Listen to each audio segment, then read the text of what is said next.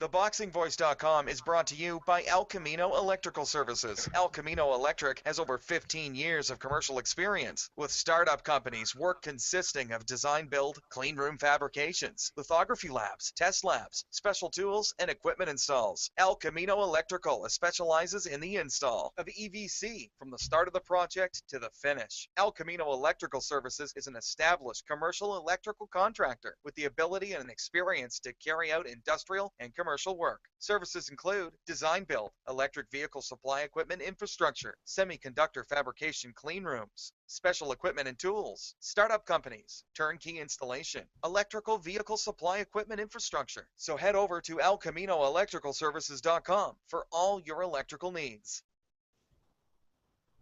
Boxingvoice.com. What broke him down? Was it just the body punches? I was hitting with body punches and I heard him actually he was crying in there.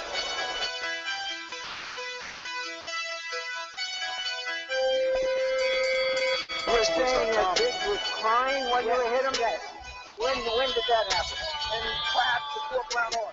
Boxingvoice.com. So that you knew you had him by that time. Absolutely. I knew you were tough and taking those punches. DPLC Productions.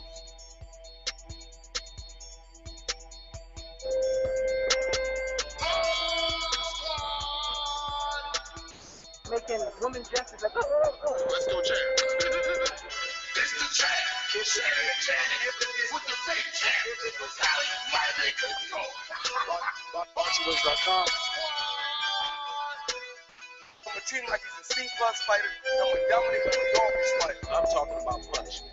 We're going to punish you for 12 rounds. Either the referee says you had enough, or you can say you had enough, or you can stay your ass there all night until you ain't had enough. Man, I feel I'm the best in the sport, and to be the best, you got to beat the best. And all I did was beat opponents. I worked my way from the bottom to the top. I won a title by beating top competition and top fighters. This guy was the paper champion. Do you feel that you're the best super middleweight right now? Let's go, champ.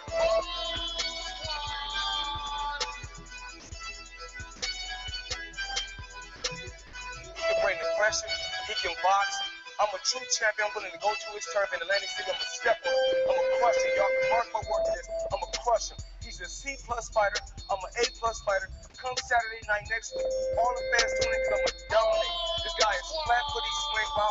I'm not worried about who his trainer is because his trainer can't get in there and fight for him. DPLC Productions. Boxingvoice.com.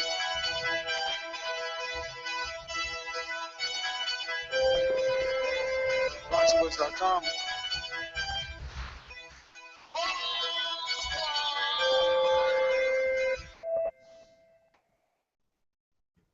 Yes, welcome back, ladies and gentlemen, to another edition of the Boxing Voice Radio. And yes, we're a little bit late and behind schedule, but that's because we're doing so many things at once is being done here at the Boxing Voice, and we're just happy to have you guys. We're happy to be back, talk some boxing. Big weekend. Keith one-time Thurman going against Showtime Shawn Porter, and that's what we'll be discussing here tonight. So stay tuned in to get our analytical breakdown and obviously all the callers' picks, man. But you know, let's not make anyone wait. Gonna get all these co-hosts in because Jameson is here in the tri-state area in New Jersey, but let's bring him in. Fighting out of Phoenix, Arizona. Boxing fans, here's Jameson. What a great amount of great fights we got this weekend, but thank you for always letting me into your house and opening your doors for me and being very cordial about it. But I'm excited to talk some boxing. We got Wingy across the pond already early with us. What's up? You good? We're good. Yeah, I was waiting for that intro. That's dropping the ball. It's been a long day today. It's been a long day. No. I didn't drop the ball. What happened here is James kind of introduced Wingy, so. It's all good. We freestyle it, man. That's how we do it. That's good. I'm good. Can't wait for the fights this weekend. Obviously, the main fight, Martin Murray versus George Groves, baby. Let's do it. Dude, I think this could be a good fight. People are sleeping on that. I was talking about that the other day. A lot of people don't even think that fight should matter. But to me, I think Martin Murray is a credible opponent, especially if Oh my God, how did I just forget the cat's name right now? George Groves. If George Groves goes in there and ices out Martin Murray, you know people are going to be comparing him to Golovkin with that punching power. So we'll see if he can get it done. But I think Martin Murray is a live dog in that fight. Could be the fight of the weekend, man. You think the fight of the weekend? Possibly, yeah. You just sneered then. You sneered. You're not fighting a weekend. Yeah. Forget the names and that. Just the styles. It could be. Trust me, man. Trust me. I'm hoping the main event doesn't do me dirty. I think that Shawn Porter and Keith Thurman is going to do it. I think it's going to be a fun fight. I think it'll be a good fight, but I don't know stylistically how beautiful it'll be. But I guess we'll get into that. We'll talk about that. Yeah, we'll talk about that. What about you, Nestor Gibbs? What do you say? You think that George Groves is the fight of the weekend? Hell no. Come on, man. Listen, fight of the weekend. George Groves is kind of like the conversation that you and I were having on the way back from New York City when we had to secure a new venue, which we'll give you new details on. But everything is still moving forward, and we actually have a huge surprise. Hopefully it comes through. But George Groves and Martin Murray, James, it's like when we were talking about Salido Vargas in the car, you know. It's kind of the same thing, you know, two guys that they have skill to a certain extent, you know, they're durable to a certain extent. They've been in this game for a while, you know, so it's kind of like, I don't know, you know. Shall I tell you what it's like, Nez? It's like two warriors going at it. That's what it's going to be, man. It's going to be a good fight. Groves fades a little bit. Murray is strong. He can take the shots. I think it's actually going to be a good fight. I don't think it's going to be better than Thurman Porter. I'm only Thurman Porter even. I'm only joking, but I think it's going to be a good fight. Still, give it a chance, man. But Ness's argument about Provodnikov and Molina, he was talking about it being a fight of the year. He's not saying it's going to be fight of the year. He's going to say it's going to be fight of the weekend. Still a stretch, but I don't know. But look at Nestor Gibbs with that badass belt around. Who'd you fight for that? I'm the undisputed champ around here, man. Undisputed champ. So got the green belt. Oh, nice. Got the green belt. Yeah, it's pretty heavy. Thing is pretty heavy. And yeah, man, you want the title? You got to call in 646-478-3068, and yeah, you know, let's see who you picking this weekend, man, because only the strong survive on this pick, man. Let's just jump right into the preview of this week. I guess we should start with Martin Murray, right? So we don't forget it. It'll be like something new, right? They see the title says Keith and Shawn. All of a sudden, we're talking about Groves and Murray. What we'll do is, I'll just say I'm gonna go with Martin Murray, who is more durable than George Groves. I think George Groves is looking not too good as of late. And, you know, outside of Murray's performance with Golovkin, he hasn't really taken any beatings that I can remember. And he was always the bigger man, and he should be the bigger man now coming into this fight. So, yeah, I'm gonna stick with Murray. A lot of knowledgeable people are actually picking Murray. Shout out to Bayloric. I watched one of his videos. He's picking Murray as well. He's a knowledgeable dude. But for me, I like Groves in the fight. I don't think Groves is going to look as good as he's expected. Sorry, Des, I can't get used to you with that belt there, man. It just looks bizarre. You know, and the fact that I've been working out, it really fits me. You know what I mean? I'm like, yeah. And it's heavy. I got to keep adjusting it then. Look at the buckle on this thing. It's like... That's lovely, man. That is really nice. But anyway, yeah, I think I've got Groves in the fight. I think Groves should do it, but I don't think it's going to be an easy fight for him. I think Murray's going to be strong late. How do you see it playing out, James, like style-wise?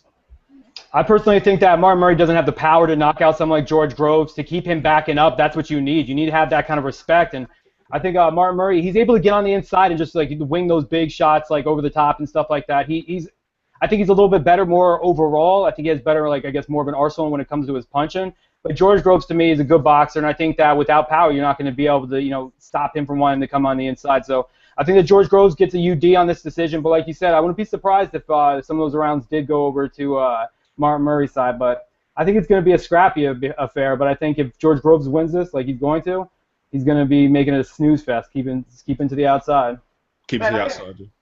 I didn't want to draw it out, but I don't see how how George Groves wins a boxing match in this one when it's very difficult for him to stay away from a fight. And I just think it's difficult for him to stay away from a fight. The jab is going to be dominant for Groves. And also Groves, I think, is quite underrated power-wise. I don't know how many fights you've seen of Groves, Nes. Obviously, you might not have seen. You probably only seen the Froch fights. I don't know how many fights you've seen of Groves. But Groves. I've seen the Gale fight. Okay, fair enough. Didn't he fight this guy from over here? Oh man. Mama's boy. I can't remember his name now. Davis, right? Didn't he also fight Davis? Daya Davis?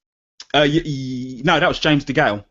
Okay. Yeah, so then, Mama's boy, you're probably thinking of. I've seen the Douglas fight, which was a smaller guy moving up, short guy too. Listen, George Groves doesn't have the chin, man. He ain't got the chin or the stamina.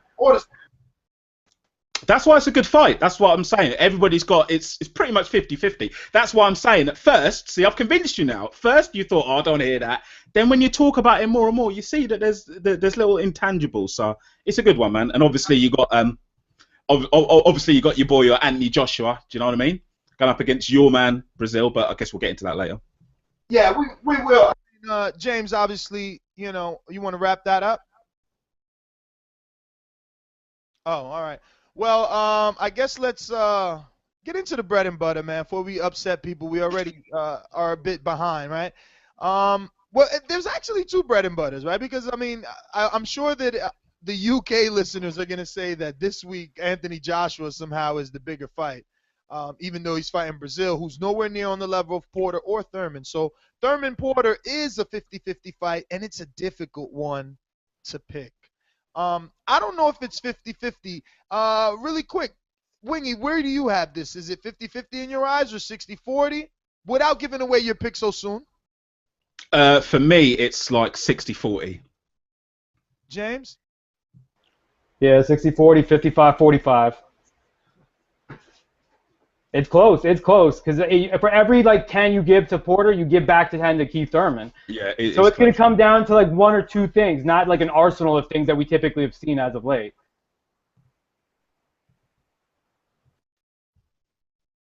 Yeah. I agree, man. There is so much, and I don't want either of us to give away the picks, but let's just try, I guess, to give away the pros and cons. Let's start with Porter, right? If we had to say what he does good, what does he do good? For me, I would say high output. What about you? Me personally, yeah, I'd say high output. No. Don't use mine. If I already said high output, you have to agree. Okay. Does he have? Taking away high output, he's athletic. He's strong, but I wouldn't call him a devastating puncher. He's got a lot of pressure, and it's going to be interesting just to see how Thurman counters that. But outside of that, there's not too much more I put on Porter, which is probably going to start to reveal my pick soon. He went from one option to adding about 4. I don't know if he left you any, James. What do you think? Sorry, man. Sorry. I'd say head movement on the inside. He has a good ability. He doesn't go left to right as much as you want him to do, but as fast as his hips are and the way he kind of slips under these shots, that are on the inside, I'd say his head movement on the inside is good. And then I'll also say his feet are fast. He might not be the fastest puncher in the world, but his feet, he gets in, gets out. He's able to cover distance so fast that when we talk about negatives, we could talk about something else that's negative about being able to cover distance like that. But there's a lot of things that Porter has going for him. I'm not giving away my pick, though. Mm-hmm.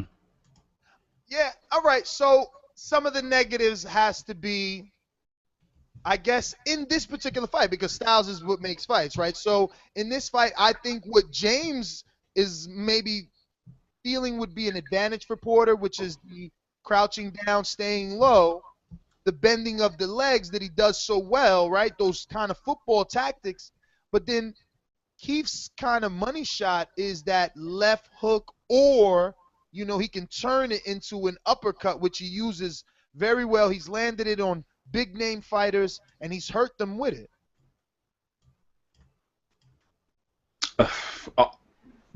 I mean, it's hard for me to say much more without revealing where I'm going.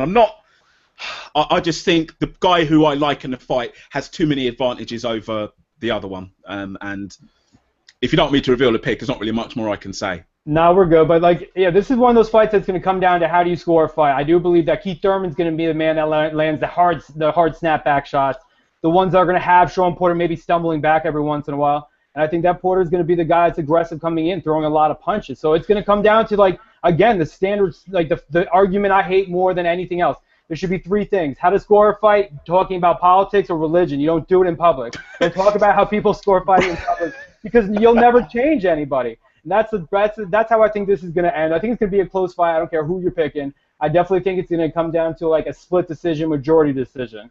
But again, I don't have to reveal. And this is what this is what I was thinking, right?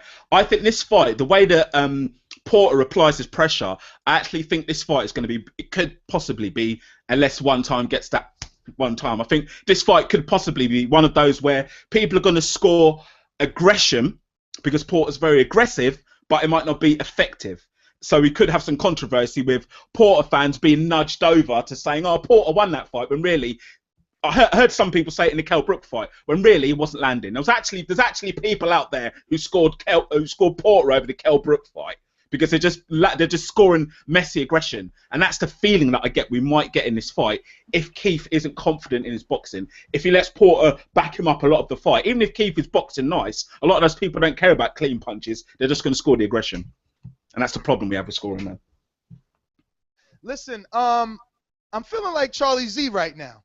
Yeah, I got my green belt, but look, I know Casual, being that he's casual, doesn't know who that is, but let's bring him in. What's up, man? Yeah, I just want to say I saw a fight too. Stay focused, stay working my jab, use my fundamentals. As you say, right? Theboxingvoice. If it comes to fight, I'm going to look for it right now. I saw a fight too. I think you accurate. Yes. Good evening. I'm happy you got the Martin Murray fight out the way. Yeah, and right now we are talking about the steak and potato fight of the weekend, which is the Shawn Porter, which is the Keith Thurman one-time guy. And I was listening to Wingy say, if he lands that one time, I think it hurts Porter. I was thinking about it the whole entire day. I am leaning towards Shawn Porter because, like the intro says, he's going to throw a lot of punches for the 12 rounds, and it possibly will not be avoided. And I think that's the advantage here, that he has more punches, more athlete than, and he's just a rusher, like a charging guy that I don't know if Thurman fought anyone like that. Is We that watched the word you were looking for? what? Athletic? Was that the word you were looking for? Athlete, athletic, Affleck. It doesn't matter, you know. It doesn't matter. It doesn't matter, man. It doesn't matter, you know. In the end of the day, you know, Winky, I want to hear you do an American accent to get back to. Oh no, never. No, I'm not going to shame myself. That's no way. Yo, but I'm leaning towards Porter, man. I think you know, Porter has something, man. I think he's well trained, as is Keith Thurman. I'm still giving it a 50-50. Just casual, bro. When you score, man, please just look for those clean punches. Don't just Porter's going in. Blah, blah. Look for those clean punches from Porter. Wayne, I'll be sitting next to his ass, so I'll make sure he's scoring properly. Right, we're gonna be sitting next to each other. I do score fights like by whose head gets whiplashed back the most and give it to the guy doing the punching. But then there's, you know, some other factor that I miss out on. I hear you, man. All right, brother. Listen, let's get out to the streets, man. There's a lot of people and there's a lot of picks to be made. People need casual. You ready for this? Because you're gonna be taking track. We got to give these people crow. They can't keep getting away. I'm ready. Let me get this pad out right now, and you just go ahead. I'll write it down. All right. Casual. Yo. Nope. No problem. Say it out loud. Nope. Broke the news? The new location yet? No, we were waiting for you, but I'm gonna take a call, and it's 646 Chris. 646 Chris, talk to us. Yo, what up, Ness? What up, James? What up, Casual fan? What up, Wingy? What's up, man? Got a surprise for you. Yo, man, it's gonna be an ill event tomorrow, man. Unfortunately, I can't make the boxing for the appreciation, man. I'm Syracuse, but I'll be at the Porter Thurman fight. But hopefully I can make the next one, man. For sure, Chris. No worries. Yeah, but as far as the fights this weekend, I think I've been saying it for a long time. I'm gonna go with Porter, and I think that Porter has the better inside game. I think Robert Guerrero showed that Thurman has some weaknesses on his inside game as well, and I think that if Kell Brook couldn't stop Shawn Porter, then I don't think that Keith Thurman is going to be able to do it, and I think that Porter has the advantage in footwork and also speed. So if Keith Thurman can utilize his lateral movement and he can outbox Shawn Porter the whole night, then I think it's a well-deserved win. Other than that, it's a 50-50 fight. I think also that Anthony Joshua is going to knock out Dominic Brazil. I'm going to call it in the 5th round. And I got Chris Eubank Jr. getting the victory as well as I'm actually going to go with George Grove over Martin Murray. I think that George Grove is the harder puncher. He's a little bit slicker than Martin Murray, even though Martin Murray had a fight with Sergio Martinez. He arguably won. And I think he gave Golovkin the toughest test to date outside of I think it was Curtis Stevens. And that's all I got for tonight, guys. You guys have a good night. All right, Chris, man. Thanks for calling in again. And like you said, man, next time. So I like his call. Yeah, I kind of agree with him. Watching the Diego Chavez fight versus Keith Thurman yesterday, do I not mention that? How Keith Thurman was getting hit a lot in the inside. Yo, but he also brought up a good point. He said that Keith Thurman, if he's able to box 100% from the outside and keep Shawn Porter at bay, he should be able to win this fight. But isn't that what makes this fight so close? Because if he's able to do that, obviously he'll win. But Shawn Porter, he's not going to be able to do that with. It's not going to be the same. He's not going to be able to, I don't think he's going to be able to take that pressure over 12 rounds. That's why I think that at certain times you're going to see someone like Thurman outbox him, but that's why I don't think it's going to be a clear-cut victory because Thurman's not going to be able to keep him on the outside the way he needs to. So, but that was a good point. If Thurman can outbox him for the entire 12 rounds, obviously he'll win. But that's what he needs to do. He can't get drugged into a normal Shawn Porter slug match. I kind of go back and forth. Sometimes I see what you're saying, James. I feel like the pressure of Porter is going to be a little bit too much. But then other times I think I can't. It's the Adrian Broner fight is the only fight where I've really seen Shawn use a jab and use a little bit more thought. I don't know whether that's going to be applied in this fight. I don't know whether he's going to be allowed to fight in that manner that Adrian Broner let him fight. And obviously Broner plants his feet, but Thurman's going to be moving, and when Porter does get close, there's going to be uppercuts, there's going to be shots coming in. I actually think it's quite a difficult fight for Porter, and I don't know if that wild aggression is going to be enough. It could even be kind of one-sided for Thurman. But Porter does have that aggression, and I have underrated Porter in the past, and he's gone out there and proved me wrong. So the best thing about that Porter fight with Adrian Broner is a lot of times when you fight Keith Thurman, I think people are stunned about how fast he actually can punch you. So I think with the speed of Adrian Broner would have prepared him, because I think Adrian Broner has faster punches than Keith Thurman does. While they're not as powerful, at least he dealt with that type of speed in the ring before. So even though I don't think that they'll fight in the same way, I think that there's certain things from that fight he's going to be able to use, because like that lead left that Adrian Broner snaps is just as fast as the uppercut from Keith Thurman. It's just as fast as the left hook from Keith Thurman. So again, we'll get into picks. You know what? Fuck it, I'm going. I'm picking Shawn Porter. We'll have all night to talk about why, but like I said, I think it's real close. I'm not happy about making this pick. I wish I didn't have to make this pick because I think it's that close of a fight. What do you what's the sort of general feeling over there, like when you speak to people like your boxing friends and that, who've they got and who do they like? And is it a big fuss? Thurman, yeah. Is it a big fuss over there? Because I remember speaking to you before, Nez, and you said the fight's not that big over there, sort of in the States. Is it a big buzz? Are people excited about it, or? I don't see I guess the casuals, the ones at work that will like bring it up to you. I haven't been talked to about it. I've actually, in fact, had to tell everybody about this. Right. Okay. But yo, he's saying Thurman, but everyone who's hitting me up is saying Porter. I've seen more Porter out there than I've seen Thurman as of late. Ness is talking about the boxers are all saying Thurman, but all the fans are saying Porter for what I can see right now. Yeah. It's that's what matters to me. These fighters fight each other. These fighters seen each other in the amateurs. These fighters know each other. And no one is, look, no one's picking Porter. You are going to drop your pick now, aren't you, Nez, obviously? Not Brooke, not Garcia, No one. Like, no top welterweight. Not Berto. No one. And I really don't get it. I mean, I do, because I know that Thurman is crazy accurate, right? Yeah. But he hasn't been in the ring with anyone as athletic as Shawn Porter. He hasn't been in the ring with anyone who's going to keep that pace.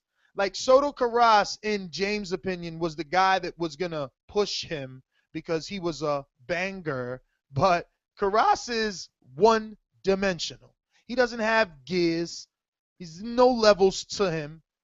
And he can't cause that type of upset. Not to a Keith Thurman. But then we watched the Chavez fight together again. And the problem with Chavez was foreigner from a foreign country coming over here unprepared. He was not conditioned for that fight. We watched that fight again. He was not conditioned at all. He wasn't able to push the pace. But when he was, he had Keith blocking, keeping his guard up, you know? But it doesn't mean that Keith wasn't crazy accurate. I mean, the dude was still landing 6 shots on Chavez. But again, it's Chavez. And after that, has Chavez shown us anything other than that he could be a good fight? But could he win a fight? See, the question is, has Keith really been in there with someone like Porter, though? Yeah, that's what's interesting to me, because after the Leonard Bundu fight, during the Leonard Bundu fight, we saw Keith, he was boxing a lot more in that fight, wasn't he? Because he got a little bit of a backlash from it. So I'm thinking, is Keith going to adopt that sort of boxing approach we saw in the Bundu fight? Sort of try and stay out of Porter's aggression and range. But then if Keith does that, he's going to be backing up for most of the night. And that's not going to look good on the judges. Me, like people like me, you, us lot, like the hardcores who know boxing, do you know what I mean? The judges sometimes don't see what we see. We have to be honest. And the judges might just like Porter going forward, throwing that aggression, if Keith is backing up the whole fight. And then if Keith decides to stand there and maybe plant a couple when Porter's coming in, that's risky as well, because you can't just discount Porter like he's got no power or no aggression. It's a really good fight, man. The more I think, I sort of go back and forth now talking about it. It's a good fight. Yo, listen, someone is talking Ness, Karass, Buzz Thurman. All right, cool. Fighters get hit. It's a fight. You know what I mean? We were watching, me and James and Enrique went back and watched Shawn Porter versus Phil LaGreco, right? So if we're going to go off of that weird triangle theory, Phil LaGreco landed a left hook on Shawn Porter. How many years ago was that? 2012? And then it's the same left hook that came back to drop him in the 11th round or 12th round with Broner. And then it could ultimately be the same left hook that knocks him out, because Thurman uses the left hook and left uppercut. So, you know, I don't know. Using that same type of logic, though, you could say that Shawn Porter has that same overhand right that Karass hit him with. So that's the biggest factor in that. It's that the style and punch that Karass did, the way he pressured him in the first round, is almost the same as you're going to see with Shawn Porter. The only difference is that Shawn Porter can actually close the distance faster, and he could throw that punch, I think, a little bit harder than Karass, or at least the same. But since we've seen that fight and the Luis Collazo fight, those ruined Thurman. He's not as aggressive as he used to be. He's not so willing to go one time, although he says he's going to try to knock him out. He's not going to want to put himself in those trenches. And against Shawn Porter, he brings the battle to you. He's not going to just sit on the outside and try to box him. He knows his game plan in this. So if you're going to talk about Shawn Porter getting left hook, we could talk about Keith Thurman getting hit with the same punch that Shawn Porter touches. Yeah, that's why I said it's like when I said I don't want Porter to move too much. I don't want Thurman to move too much. It sounds crazy. People say, well, of course he's got to move. But if he moves too much, he's going to be backing up. Porter's going to get that aggression. He's going to get it sort of like the momentum going. It's just not going to look good for Keith. Even if some of us say, yeah, he's won that round. The aggression, I believe, is going to be key in this fight. And whoever establishes that aggression, which is probably going to be Porter, it's not good for Thurman. So I'm kind of changing my thoughts the more we discuss it, man. I can't wait for it. It's a really good fight, man. I really can't wait for it. Yo, but Thurman has that awkward, unbalanced style a lot of times, shooting back and forth between the feet and like getting weird angles. So I'm interested to see if Shawn's able to pressure him, keep him against the ropes. He stays flat planted and balanced. So if he can hit Keith going out, kind of like what Lara was getting hit with against Angulo, he was going on the outside, but because he would cross his feet or he would try to do some slick move, he got caught and got knocked down. So I think that while we haven't seen Thurman on the floor yet, this could be the fight that does it. Just the style matchup alone, these are like the perfect styles. This is Angulo versus Lara. This is what I like. I like the brawler, come forward fighter. against the slick boxer. Because I sometimes it's fun to see boxers because it's a chess match. But what we got here is chess versus checkers, but they're playing each other, I guess, if that makes sense. But I don't know. Chess versus checkers sounds a bit disrespectful. What I will say, I think that Thurman is just going to be very accurate, though. I mean, we went back and watched all those fights, and lesser men than Thurman were landing sick, clean shots. Now, the difference was they weren't the caliber of a Shawn Porter, but Keith Thurman is the caliber of a Porter, man. I don't know. I don't know if Porter's going to be able to take that power. Listen, let's open up these phone lines. We're going to head out to Skype. We got someone here by the name of Boxing MD. Has anyone? Oh, we didn't put out his new video, but James did see it. We're gonna put out that new video pretty soon, Boxing MD, of you and Keith Thurman there. How you doing over there, buddy? I'm good, man. I'm back from my hike, you know, and this is actually how you know what I'm talking about from earlier. And you know, it's funny because this fight probably like as soon as it was announced, I was 100% on Keith Thurman's side because his boxing skills, his ring IQ, where he knows where to land his shots, like his positioning in the ring is vastly superior to that of Shawn Porter's. So, but my confidence in him started waning when, I don't know, I feel like there's something about Keith Thurman that just, whether it's like mental weakness or just, I don't know, it's not a chin because he's taken some big punches and still stood up from them. But I feel sometimes he has a tendency to mentally break. But to be honest, after being in nature, knowing that Keith Thurman speaks to nature, and I get it, man. His skills are too good, man. And I think that Shawn Porter, although super aggressive, smothers his work so much that it, like, the term aggression is abused, I think, in this sense, because I mean he's not able to land good work at all when he bum rushes. I mean, he's not Paulie Malignaggi, who I mean that was a weird fight, to be honest. And besides that, Shawn Porter is not able to bum rush opponents and run them over with like hard punches. Like, he's not like Costa Tszyu. He doesn't have heavy hands. He just is a sturdy person that, you know, it's not. He's limited, man, and I don't think he can beat this. So you don't think that Shawn Porter has heavy hands? I'd say he has heavy hands. He just doesn't have. He's not a power puncher. Heavy hands is the perfect term for him. I think he's got heavy hands, but it's the application of the heavy hands. As Boxing MD said, sometimes Porter does smother his work. If he sort of stepped back and give himself a little bit of time just to land those shots a bit cleaner, but sometimes he smothers his work, and that's the thing. What Boxing MD though? Do you think Thurman is going to back up and do a Bundu type of performance in this fight, or do you think Thurman's going to stand, plant himself, and actually trade with Shawn? What kind of fight do you see it playing out as? Really quick, MD, I just want to talk about the heavy hands. I think that he has something, right? I mean, he has been fighting top-tier opponents, and they're not walking Porter down, right? I mean, because think about it. Malignaggi obviously doesn't have the same power that Porter does because people do attempt to walk Malignaggi down. Like, we haven't seen anyone be able to do that successfully with Shawn Porter. And that's because he's physical. But you have to be strong. No, it doesn't. Like, it's hard to walk somebody down when they're a pit bull. Like, when they have a strong base, they're a strong person. It doesn't matter how hard you hit. You can't just run somebody like that over. You have to pick your punches. So I don't think that's necessarily an indication on how hard he hits. MD, we went back and watched several fights, man. He was hurting guys. Like, Phil Greco's face is bad, and we didn't know where to rate that fight, right? At the time, it was an undefeated fighter who had time. He had an 8-week camp. Keith Thurman's been fighting much better opponents than Phil Greco. I understand, but we're talking power, right? We're talking his punches and the effects that they have on his opponents. And he's at least showed a consistency of that, of being able to hurt his opponent. He's also so easily outboxed. I mean, Eric Bonet at points was outboxing him. Clearly, we all saw that. And Keith Thurman would never be outboxed by a level opponent like that. Okay, but you were in the gym. You were in the gym. You gonna tell me that those fucking guys that Keith was sparring are better than Shawn? I never said Are they on the level of Shawn? I see. Are they on the level? Ask me. That's the only reason I'm worried. No. I know. Let me interview you, right? Because I don't say shit. I'm not gonna get in trouble. You feel me? But you were there. You were there, Boxing MD.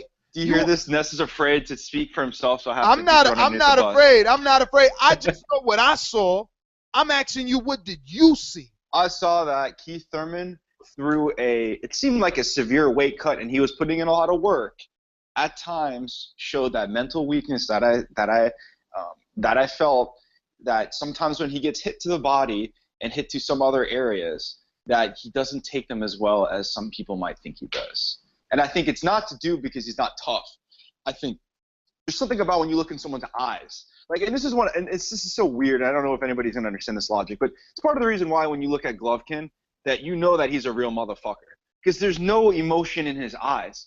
I don't know, when I see Keith Thurman put in the Guerrero fight, I know his head was swollen. I know that shit was bloody and it hurt. You just see something about him, I feel like, that he can mentally break. And I did see that in the gym. Let me ask you I this, did see man, that in the because you're gym. running away here. No, I'm not. That's what it comes down to. I think it was you or the previous caller. Someone said, or maybe one of my calls, something about Thurman fighting the better opposition, right? So if that's true, okay, well, great, perfect, even better. If that's true, who did Thurman fight that is on the level of Porter? Like that has that speed that could cut the ring off. That it's gonna give him that consistency. It's the pressure that I'm worried about. I'm worried about, can Keith, if Keith can't knock this guy out. I swear to God, I think Louis Collazo would give Shawn Porter a tough fight. I swear to God. Listen to me. If Keith can't knock out Porter, what does he do? Because remember, Kell Brook didn't knock out Porter. Like, people getting carried away with Broner being able to drop Porter.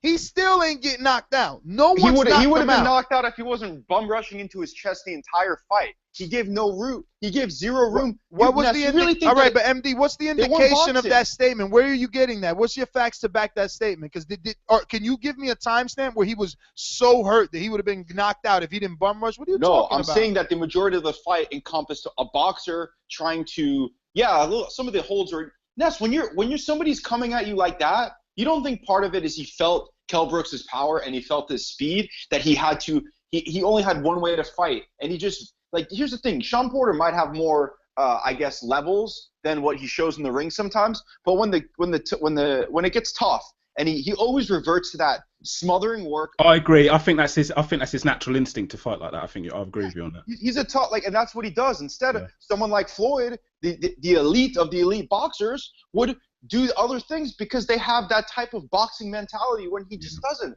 That's just my opinion. So when it comes down to it, I got to run in that, it'd be interesting to hear what the other callers say. I think that although it's going to be a tough fight for Keith Thurman, I think the better boxer and the better athlete, honestly, the better athlete. An athlete is not just defined by strength and, looking big or looking cut. An athlete's defined by fast twitch muscle, hand-eye coordination, and other things. And I think Keith Thurman, you'll see in this fight, is much better in all those departments. Boxing MD, can I just ask you a very quick question? How do you feel Thurman's going to play out in the fight, though? Do you think he's going to box, as in like we saw in the Bundu fight? Got a lot of I know. Sorry. I just want very quickly. I just want to hear what MD thinks. He might come on hard in the beginning, like he said, and if he can't hurt him, I think it'll be a letter Bundu from there out, and he might win that fight. But I think that he will attempt to come out kind of hard. I agree with you. I think it will Leonard Bundu style later on. Go on. All right, man. All right, guys. Have a good night, okay? Peace. All right, brother. Peace. So his pick, MD's pick was Keith Thurman, right? Yep. Right. And yours? You going on the record yet? I'm looking at two fights at once, and I'm watching Thurman Collazo, and I'm watching Broner versus Shawn Porter. And Shawn Porter, man, he's like switches style nonstop, and I see that clear in this fight. And he's actually fighting Broner the way Maidana was successful against Broner. So I think that Showtime Porter is going to be fighting Thurman the way that Collazo was successful. And this is still a 50-50 down the middle fight. I'm leaning towards Shawn Porter, man, going against that grain. Man, you seeing Shawn Porter? I think show you different styles and different gears. He's a 6-speed. Put it that way. Shawn Porter. How many? Why is he a 6-speed? Give me them speed. Well, I mean, okay, so now he's acting like Maidana right now. That's what you're saying.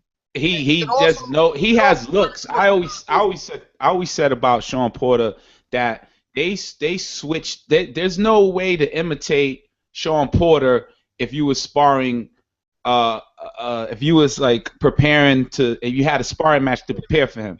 I could actually contest to that because this guy, Ruben Osuna, that Keith Thurman was using to imitate Shawn, he did a good job, okay? And he even mimicked it all the way down to the face mask because he uses the single bar across the face, right?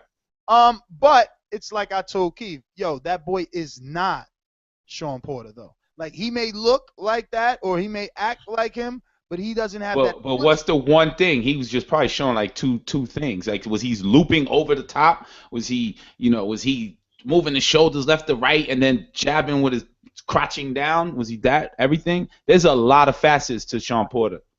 You're right. And I'm not gonna say that he pitched him to a T, but he definitely mimicked him well, man. It was good, but it doesn't matter because those legs of a 4-0 amateur aren't the legs of. It's not Shawn Porter, is it? It's just not Shawn Porter. They're just not the legs of a Shawn Porter. What are you saying? I'm lost. I was saying that Shawn Porter is gonna give Keith Thurman a great fight. Whose legs are you speaking about? I'm speaking of Shawn Porter's. I'm agreeing with you, man. I'm agreeing. Oh, okay. I'm not picking them yet, but I'm agreeing.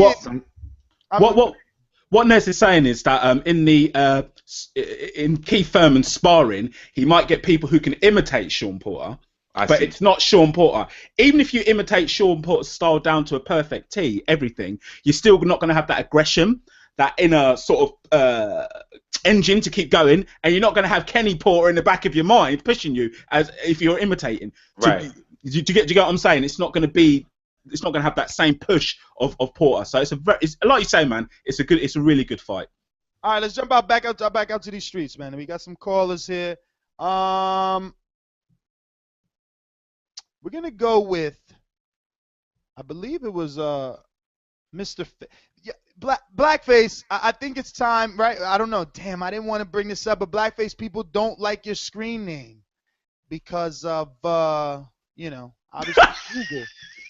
obviously Google. So you either have to come up with a good explanation or I don't know. Switch to face black or we may not be able to address you by that name, unfortunately. But or switch to ghost face. You could use it here. Good morning. Morning. Good evening. Good night. So everyone listening to a live broadcast or past show in the future. First things first, let me address the name. My name is Blackface because my face is black.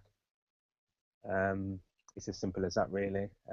That's what all my friends call me. I'm from a black part of Wolves in England, where everyone over here is just a black part of the city, and everyone's black, and that was my name since I was a kid. I can tell that's a Brummie accent, bro. Is that right? Yeah. Yo, respect to you, Blackface. I think you can now keep the name Blackface, and you keep up with your philosophy at the end. If the people want me to change my name, you can't change your name, brother. To change my name, if it offends people, I will change my name. No, you got to understand the caller that called in. He just like you're on the internet, so we don't know if you're actually African American and entitled to call yourself something like that, and it not come off as some sort of racial joke. Unfortunately, this is what we deal with on the show. So he just cleared. Awkward. That being said, who are you picking? Cut the tension with that. Who are you picking? I'm picking Joshua. I'm picking George Groves. Yeah, wait a minute. Why are you picking Joshua though? Because about that Brazil. Nothing at all. That's a good reason why not to pick Brazil. Okay. Joshua and who else? George Groves. I want George Groves. I like George Groves' style. I like the way he fights, even though he's had I think 3 or 4 title shots and he's failed in every single one. But I really want him to beat Martin Murray. Like Martin Murray is towards the end of his career. George Groves isn't even in his 30s yet. So I think George Groves, just for the sport of boxing, it's better for him to win than Martin Murray, in my opinion. And I'm also picking Shawn Porter. Although based on what I've seen in the build-up of stuff, I'm just concerned at how much training footage and stuff and game plan and stuff that Shawn Porter's got online. I prefer my fighters to, you know, their training footage and stuff to be somewhat kept in the dark. I don't like to see them talk about their tactics too much. But I think Shawn Porter's got a lot of footage online that I've talked about. I could easily just see Keith Thurman coming to the fight. People are talking about, you know, Shawn Porter's going to close him down. Keith Thurman's going to be moving and stuff. It wouldn't surprise me if Keith Thurman just came to the fight, planted his feet in the center of the ring, similar to what, you know, like Mayweather did to Canelo and such, and just never moved anywhere, just fought in the center of the ring. That wouldn't surprise me at all. I'm picking Shawn Porter, but it wouldn't surprise me if Keith Thurman had a terrific game plan and came out victorious in this. In regards to some other issues as well, I was coming on here to bark on Canelo and Triple G because it was like 4 weeks ago. Canelo stepped down from titles and stuff, and we heard nothing. But we heard nothing until, you know, a couple of days ago, where, you know, allegedly they supposedly had a verbal agreement that they're going to meet in fall 2017, which I think is kind of funny. That's like what, 3 fights away? Yeah. I think that's hilarious. Like what they're doing, like. You shouldn't be organising fights that far down the line. If you're going to organise a fight, it should be, okay, let's have this fight, and then we'll have the fight after. I agree with you. Yeah, when I heard it, I just kind of blew it off. When it's that far away, it's like, oh, don't give me that, don't give me that shit. Do you know what I mean? Yeah, but you know, they should put it in paperwork if they want all this verbal agreement. Until it's in paperwork, I'm not believing anything, to be honest with you. In regards to the last couple of shows, I've noticed you've been disappearing off YouTube for, you know, various reasons or whatever. Ness, I told you before, and I tell you again, stop wearing those V-neck vests on the show. You need to stop wearing them, brother. Well, I don't know what you guys got in fucking the UK, but there's no such thing as a V-neck vest. And I saw the vest, it was V-neck. It was V-neck. And this I saw two of them. This right here is a crew neck, so I don't even know like what you're talking about. Mine is like a wide shoulder neck. Look, what it is these straps combined with these shoulders pull it down so much that you like Jesus Christ in the V-neck, but now that's just swollenness. That's like a lowercase V. That's not even a full V though. No. That's a lowercase V. This is a crew neck. When it's like circle, it's an O. What you got there is a lowercase V. I got the capital crew neck. Oh. We did Keith Thurman, right? We went to Florida. The next one we're gonna go to the UK, but that's why I'm working out. When I get there, me and Joshua can't be bigger than me, man. I think it takes some years to catch up to that, Ness. That's your nemesis, yeah? That's your nemesis going forward. No, Joshua's not my nemesis, but I mean, I'm doing a good job with Wilder, so it'll be good to go over there and talk to Joshua, and you know. He probably opened up to me because he sees that I have such intimate interviews with Deontay Wilder. I'm the one that gets the good stuff out of the guy. Yeah. Talking about that, I'm going to put somebody on blast, right? Someone jacked me, straight jacked my whole interview, and then tried to pass it off as a press conference quote, which is hilarious. Hilarious, right? I put out my interview on the 20th.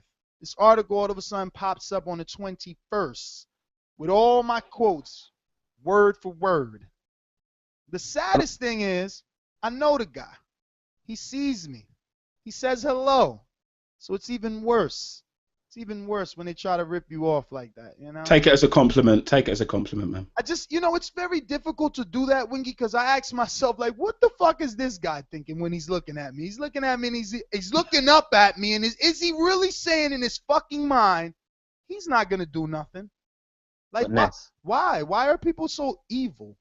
But Ness, you have to remember, imitation is the biggest form of flattery. Not to me.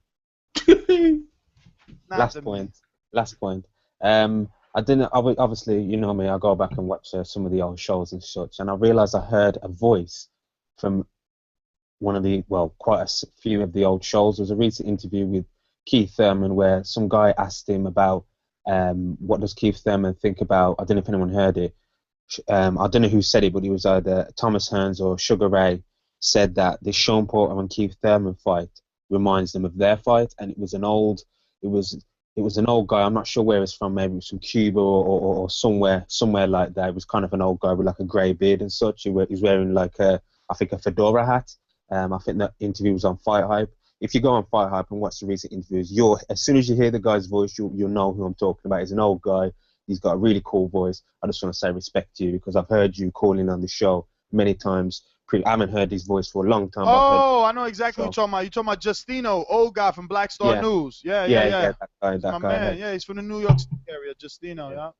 Yeah, I heard his voice. But yeah, that's my call. I finished talking. If you don't stand for something, you'll fall for anything. Yep. Hence the name Blackface. Yeah, he stood up for himself, right? There you go. Big Porter though. So that's interesting. We're going to head on out to these phone lines now. We're going to California, I believe. Santiago, what's up, brother? Not much, man. Just here playing Fight Night Champion while waiting to get my number called up, basically. I'm excited for this Saturday's, honestly, triple header of fights. You know, one on Showtime, one on CBS, and one on NBC. You know, it's going to be a great Saturday to look forward to. My picks for at least the Joshua Brazil and Thurman Porter fight, I am leaning toward Anthony Joshua, simply because I have seen Brazil fight, and in his most recent outings, he's really not shown me anything that warrants him even being considered an opponent for the IBS title. So, as far as I'm concerned, Joshua's got my votes. And as for the Thurman Porter fight, I have that fight 51-49. That's how close this fight is to me. I've seen Thurman fight since he first made his debut on HBO, and so my heart is for him. I don't think it's going to be an easy fight, and honestly, if he's going to win this fight, he's got to have the kind of fight that Broner could have had if he'd actually tried to win the fight when he fought Porter. Because, as everybody knows, that 12th round knockdown showed that if Broner had actually tried, he probably could have won the fight. He just didn't try. He just didn't care. He even made it clear in his post-fight interview he didn't freaking care. So that's my take on those two fights, at least. Can I ask a quick question, caller? When you said you're excuse me, you're leaning to Anthony Joshua, did you actually have Brazil at one point? Is there stuff that you see in Brazil which you think could make it a good fight, or? Honestly, not really. I only say I'm leaning towards him simply because I haven't seen enough of Joshua either. Fair enough. But I did see his one fight where he did get staggered and came back to win the fight. Yeah, the white fight, yeah. That to me says more than what happened to Brazil when he got knocked down and essentially fucked by Amir Mansour. Because I saw that fight live. I actually saw that fight live. And for me, Brazil got lucky that Mansour's jaw was broken. That was it. The fight was over after that. I had Mansour winning that fight. Santiago, that's not fair. That's not fair because who broke his jaw? I understand that, believe me. I mean, obviously he has the strength to do it, but I do feel that Joshua has, at this point in time, the better technique between the two, and I think that's what will carry the day for him. Whether or not Brazil can take him the distance or he gets knocked out, we'll see what happens. I just think it's interesting to hear someone who's got a little bit of faith in Brazil. Do you rate Brazil out? Take Joshua out the equation. How do you rate Brazil with the heavyweights, like the top crop of heavyweights at the moment, caller? Honestly, I don't rate him that highly. Okay, I'm clutching to try and get some love from Brazil. When he was first coming up, I thought he had the potential, but like I said, with his recent outings, where he looked like he was relying a little too much on his size, and also he had a little help from the judges. My faith in him isn't really as strong as it is right now for Joshua. Yeah, I hear you. Yo, but with Brazil, Wingy, I don't think there's really it's not about finding the love. It's about finding the talent that we think is going to beat someone like Joshua. I mean, he squeaked by in the Mansour fight. Let's be real. Like, he did get the knockout, so he did what he needed to do. He broke the guy's jaw. But it wasn't like he looked spectacular in that fight. Now, Amir Mansour, to his credit, though, he's a little bit slower than Steve Cunningham, but he's got that kind of like just bum rush you quick style for heavyweights. He's a small heavyweight, or he's more athletic and faster than most heavyweights. So I think that style gives a lot of people issues. But at the same time, if you go back to the Fred Cassie fight with Brazil, I think a lot of people had even Cassie winning that fight, and that was I think Cassie did good against Chris Arreola, so it's at least a formidable opponent. But I think that it's hard to find something that you think that Brazil can beat Anthony Joshua at. Because everything that Anthony Joshua is good at, just like Brazil is, he's better at everything. Defense, jab, staying long, keeping the distance, power.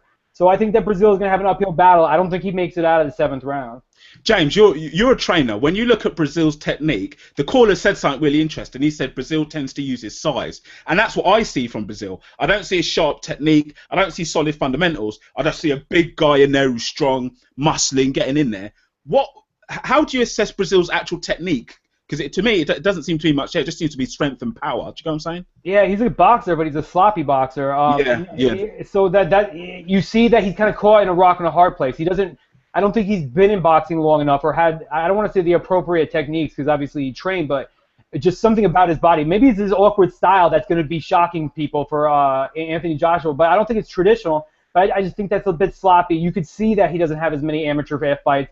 He's been relying on his power. He's super gifted. I'll say he's gifted, but he's not talented. Yeah, so that's the difference. So, everything I think of Brazil that does good, I think that Anthony Joshua is going to be able to nullify and just be able to walk him down. So we'll see, though. I mean, that's why fights are made fought on the canvas and not on the paper. We saw crazier shit with Joe Smith last week, but I just don't see Brazil doing too good in this fight. Better than Martin, but not as good as White. Yeah, I got you. What's the height differential there? Like, because he looks a little taller, no? I get the impression that Brazil's a little bit taller. Yeah, sorry, go on, caller. Sorry, go, caller. Is he taller, Wingy? Off the top of my head, I think he is. I think he's a little bit taller, but I don't know exactly. I'd have to look at the stats. I don't know, man. That body doesn't convince me. Just doesn't. Let me go back out to Skype, get my man Scorsese. Scorsese, what up? You can hear me? Yeah, we hear you. We hear you. Okay. Oh shit! You came to me at the wrong time, but I'm gonna fix it up. I don't give a. I might be the only hardcore in the world. I don't give a damn about Thurman Porter. Damn, man. Why not? What? What's wrong with you, man? Everybody's shaking their head. I don't give a damn. So bro. you the new Georgie Porgy, huh? No. It's just like, man, I ain't got it in my heart for that shit, man. First of all, it's Shawn Porter. You know what you're gonna get. This shit is not finna please your eye. You just gonna be like, cat. What kind of punch was that, Shawn? Yo, but what do you mean? Angle? What fight has Shawn had that was ugly? Oh my God, you really want to go there? Everyone. Everyone. You think I went back and watched Broner again or Kell Brook again? Well, no. I mean, I wouldn't watch the Brook fight because of the clinching, but there was. Oh, Bonet was ugly. Devin Alexander was ugly. All of them been ugly, and then it's just all been ugly. And on top of that, you got one cat. He driving his car in the walls and shit like this. Supposed to happen 2 years ago. You don't get my attention, my full. It's no different than Canelo telling us wait. Some people are never happy. No. They're never happy. No, I'm not happy. I'm not happy. Yo, no. But it doesn't matter. It's unwarranted because for you to even say that it was supposed to happen 2 years ago is ridiculous, man. No, it ain't. It ain't ridiculous. All right. It ain't ridiculous for me to be saying Lara and Andre need to be fighting now, next. So it ain't ridiculous for me to say they should have been fighting. Maybe those guys you talking about should have been fighting. No. They've been under Al Heyman for years. They have done nothing to fight each other. It's been in the media. It's been swirling. They've done nothing. You don't get to just sit on my attention and say, here you go. Hey, no, you're not Floyd Pacquiao. You're supposed to be working to that. You're supposed to be getting that shit in right then and there. I'm not excited. Who on this line can't say if this was Errol Spence versus Keith Thurman or Errol Spence versus Kell Brook, they wouldn't be more excited. Who on this line can't say that? I definitely can't say that dumb shit. That's dumb. That is dumb for you to just skip Keith or Shawn for a prospect that hasn't proven anything. How could you be more excited about Errol Spence when he hasn't done anything? These two guys are on the top of the division. Prospect willing to step up quicker than they did, and he ain't running his car in the walls. So wait a minute. Let me say my point. So Keith didn't call out Mayweather? What are you talking about? Everybody's willing to step up from the microphone, man.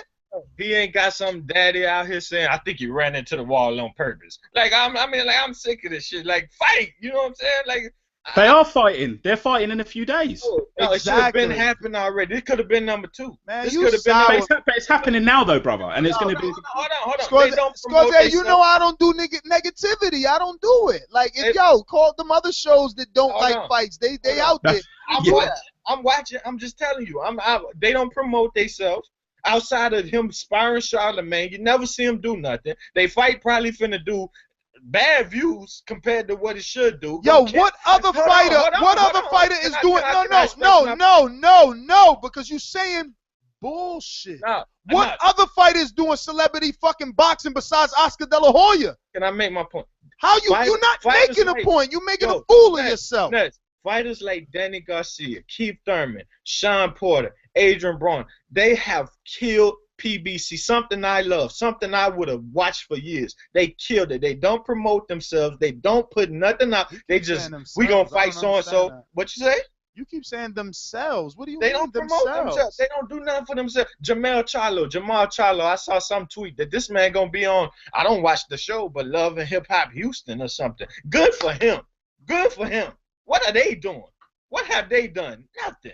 Where is their cameo in Busta Rhymes' video like Tito Trinidad? Yo, so you're mad? You're mad? You say this is not an interesting fight because they're not on Team Mom. No. I'm sick of because this it. After this is it. After this is it. We could have kept doing. It's supposed to happen already. PBC dying and failing, people hating on it every day. Something I love, they killed it. I'm mad at them. I'm sick of them. So yo, long time ago. So you're saying Thurman and Porter killed PBC because they haven't promoted themselves? I'm just asking. Is that what you're saying? All the people that we got to move on, man. Too much negativity, brother. Hold on. The people that was fighting Luis Collazo, the people that was fighting Paulie Malignaggi, the people that was fighting Eric Bonet, but I don't even want to talk about them. My favorite fighter fighting tomorrow, one of them. And him and Jason Sosa getting it in tomorrow. They getting it in. And Jason Sosa finna show that he's game in the division by taking 2 top people in that division and getting it in. And China, I don't know. Look, matter of fact, they killed my favorite fighter fighting on PBC. He over in China. They can't even pay him no more because people like them at the top didn't want to do nothing. Forget them, man.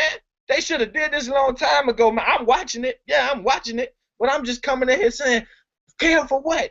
Scorsese, do you think Scorsese? Do you think the Fortuna and Sosa fight is better than the Thurman Porter fight? Don't engage him, please. Please, he's not sane. Can't you see that? The man. No, I just want to try and find out where his mindset's at. I'm not having a go at him. I just want to find out where his mindset's at.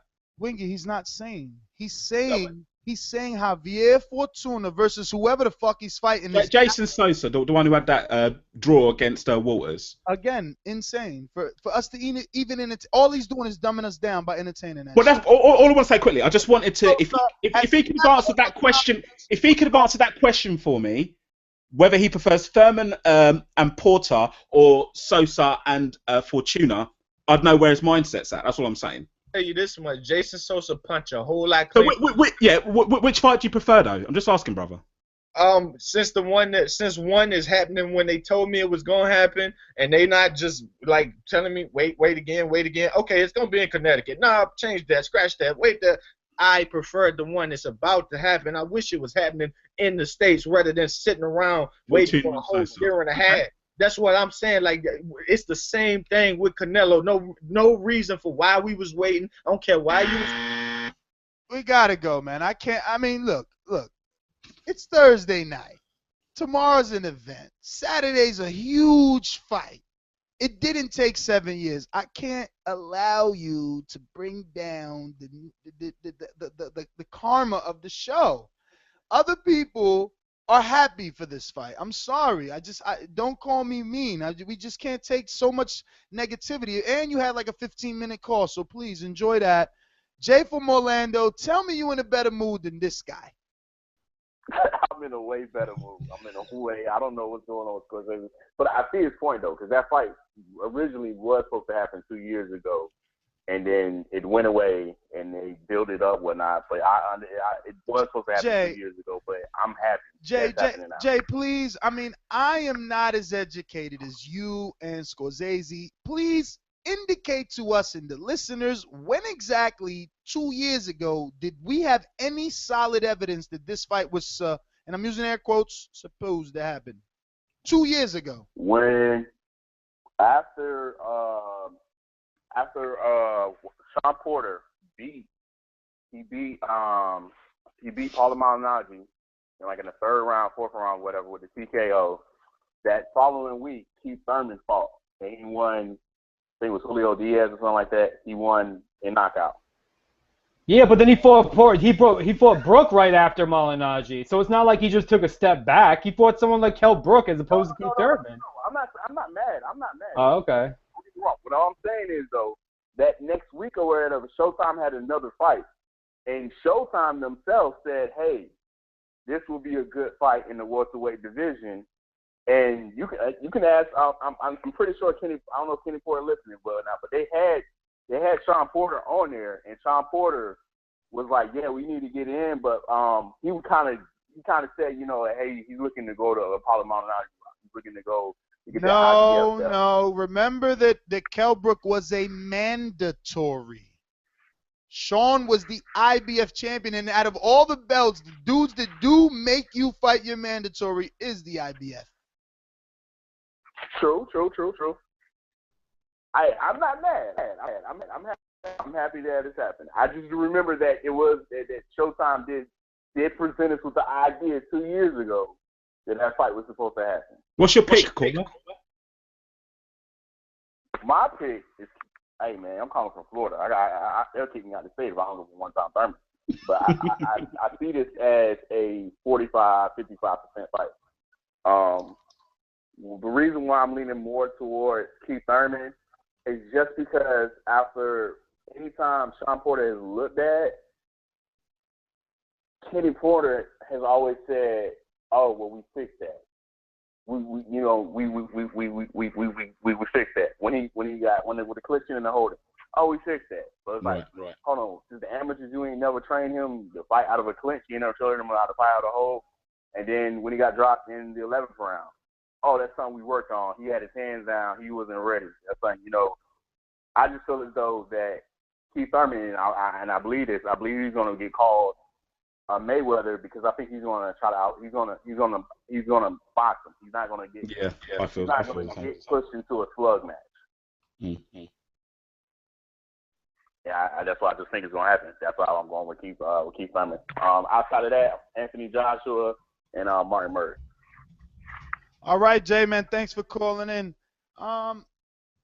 It's interesting because the betting money is on Keith being able to outbox him, man, but I wonder what size the ring is. That information hasn't been released.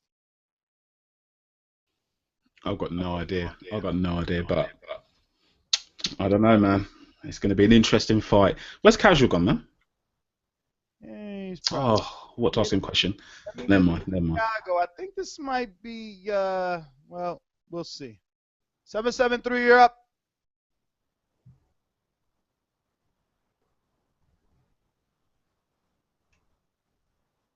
Seven, 3. Hello? Yes, sir. Yeah, what's up? This is Santana. Santana, what up? No intro? You should have them, but I guess the what producer don't know that number, but why not, right?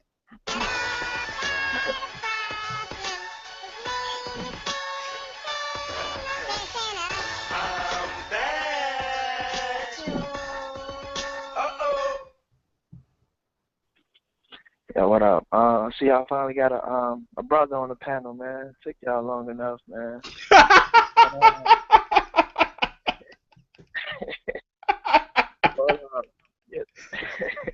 Am I the first black guy in the panel? Yeah. It's been a minute, man. But I don't know, man. I've been listening to this show for about 2.5 years. And man, I love this show. Always, tune in. But the most disappointing thing was when Muhammad Ali died, and like y'all didn't do like no spontaneous show, no tribute video or nothing. That shit was crazy. It's coming. It's coming. It's on the way. I think Nez will confirm that it's on the way.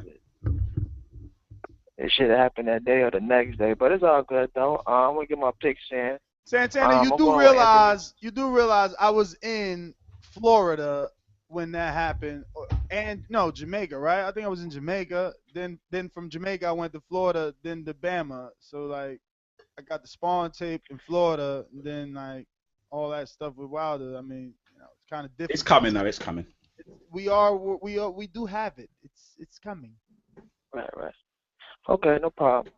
My picks, I'm gonna go with Anthony Joshua by knockout. I'm going with Martin Murray, and before like I was going with Thurman because that's my guy, but I'm gonna go with Porter because people fail to realize Thurman, he been out the ring for over a year. I know Porter has too, but Porter has been more active in the gym. And like a month before the fight, like they showed like pictures of Thurman. He was like way out of shape. In the fight, like for him to win, he gonna have to use his boxing skills and counter punching. He gonna need that timing, and you're not gonna be able to, be on point if you out the ring for over a year like that and fight somebody on the level of Shawn Porter. So I'm going with Porter. I don't think he's gonna knock him out, but I think he's gonna win on the cards. And that's all I got. All right, brother. Well, thanks for calling in. Is casual? How many Porters is that? Yo, Porter has the lead right now on the Boxing Voice card. So, I myself am feeling like those callers. Right now I'm watching Chavez versus Thurman and Julio Diaz versus Shawn Porter. You know what's funny about that Chavez versus Thurman? Me and James was watching that. I think you were watching that here too, right? Yeah, I was with you. Yeah. The first 3 rounds, everybody had it for Chavez. I didn't have it that way, especially not watching it again yesterday. It's crazy because Collazo fight versus Thurman jumped right into it and looked really accurate, as you put it. But in the 5th round, prior to him even getting hurt, he slowed down. So, and that may have been the reason why he got hurt. So let's see if he has the long stamina to go 12 rounds, the athleticism on that part of it. Yeah, because it's definitely going to come down to that. I really do think it's going to be a test of wills to see who does have more stamina. I think that Shawn Porter does. Because if Keith Thurman's really going to come out and try to knock him out, he's going to be throwing bombs early, but I just don't think that he's going to be able to sustain that. So, like, Keith Thurman might be able to throw 10s, but Porter can throw 7s and 8s consistently from round 1 to round 12. He's one of those rare fighters that brings his power up with him because he doesn't exert a lot of energy throwing them early. So someone like Keith Thurman, the way he wings his punches, he puts everything he has in him. The way he like steps into punches and snaps his waist and then throws overhand right. So, you guys are exactly correct. It's going to come down to stamina, wills, and see how far someone can go into 12 rounds. But Thurman's right. All you got to do is win 7. You don't got to win 8. You don't got to win 9. All you got to win is 7. Don't duck me, Shawn. That is true, man. It's only going to take 7. Let me get to Cameron on Skype. Cameron, what's up? What's going on? What's going on, fellas? What up? What's up, man? Yeah, I mean, that last caller, well, I don't think it was the last caller, but it was the last call on YouTube that I listened to was Whack, the one who was saying that they weren't entertained by this Thurman Porter fight. I mean, it's definitely lost some momentum in terms of excitement because of the delay. But the fight's here, it could have easily been let go of after Thurman pull out. But this is 2 of the best welterweights in the world fighting in their primes. This is the type of fight we want to be seeing. So I struggle to see how people can't get up for this fight. It attracts both the casual and the hardcore fan base. But on the fight, I've got Thurman on points by 2 or 3 rounds. I think that last caller said Porter's on the watch. But that's what makes him effective. It's nearly impossible to settle down and really look good against Shawn. I think it's difficult to look good against him. I think when it comes to the trenches in this fight, Thurman will have more in his armory to see him through to win it on points. But I wouldn't put it past Porter to pull it off. But I've got to keep on points in the fight. And I've actually got a question for you, Wingy. Because obviously in the UK this week we've got Groves Murray, and on paper it's being touted to be a close fight. But I'm not actually one who's in agreement with that. I think Groves wins this fight easily. I think Murray's one of them fighters that has the talent, but he never dictates the pace. He always waits to see what his opponent sets early on and just goes with it. He goes with the flow of what his opponent's doing. Like, I thought Abraham was there for the taking in that fight. I think Abraham is actually an easier fight than Groves. I think Murray has the talent to become world champion. He arguably should be already, but the way he fights is his own downfall. He doesn't do enough. I think Groves will make him pay for it and win wide off points. I think Groves is going to dominate early on. And by the time Murray gets into the fight, it's going to be too late. And I don't see him doing enough to win. I'd like to see Murray go out early and make Groves work and push it, because then you've got a legit shot of making this interesting and try and get Groves gassing out late on. But I actually think it's going to be more of a clinic from Groves. I was wanting to get your thoughts on this fight and who you've got winning. I've got Groves winning the fight. I'm not as confident in Groves' performance as you, especially as the fight goes on a bit later. And I've just got a feeling with regards to Martin Murray, I'm not disagreeing with you, but I have a feeling that he might do well late. I don't know. I've just got this feeling. But I do have Groves winning. I don't think Groves is going to look clean, because when he gets to the second half of the fight, something about Groves' technique, the sharpness goes. And I don't want to look. I don't want to look too much at the last two fights, because obviously they're different fights compared to Murray. But I've got Groves winning. I just don't know how clean it's going to be. But you could be right. He could go out there and starch him. You're right. When Groves gets tired, he does drop his hands a lot, and that's what gets him hurt. That's what I'm seeing. Yeah. All right, peace. That's all I've got, fellas. Take it easy. Good call, man. He didn't put his picks in. What do you mean? He put in his pick towards Camp. Yeah, he picked Groves. Yeah, but not the He didn't go for the other fights, but that's cool. No, I mean, I've got Thurman and Groves. There's no point picking the Joshua fight because it's a complete mismatch, to be honest. You got Brazil taking it, yeah? Yeah, Brazil by early KO. Brazil by body shot. It's hilarious. You see, but then when it's time to defend Joshua, this is a good fight. But here we are jokingly saying how much of a mismatch this is, right?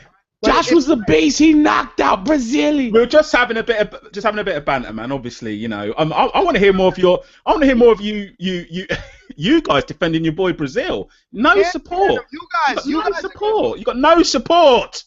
You guys are gonna do a better job defending him. He's gonna be like, oh, he's a former Olympian. Look how tall he is. He stopped Mansoor. Whatever, man. Whatever. It's why Deontay Wilder's not huge over there, from what you guys are telling me, because you don't get back him and support him, do you? We had this conversation last show, Nez. You may admit. Listen, Wilder, we're not backing anybody, and I'm speaking in general here, because obviously I back them all. Nez, have you called Saddam Ali yet? Yeah. Oh, wow. Okay, you got me there. Listen, I have some inside news from the UK. A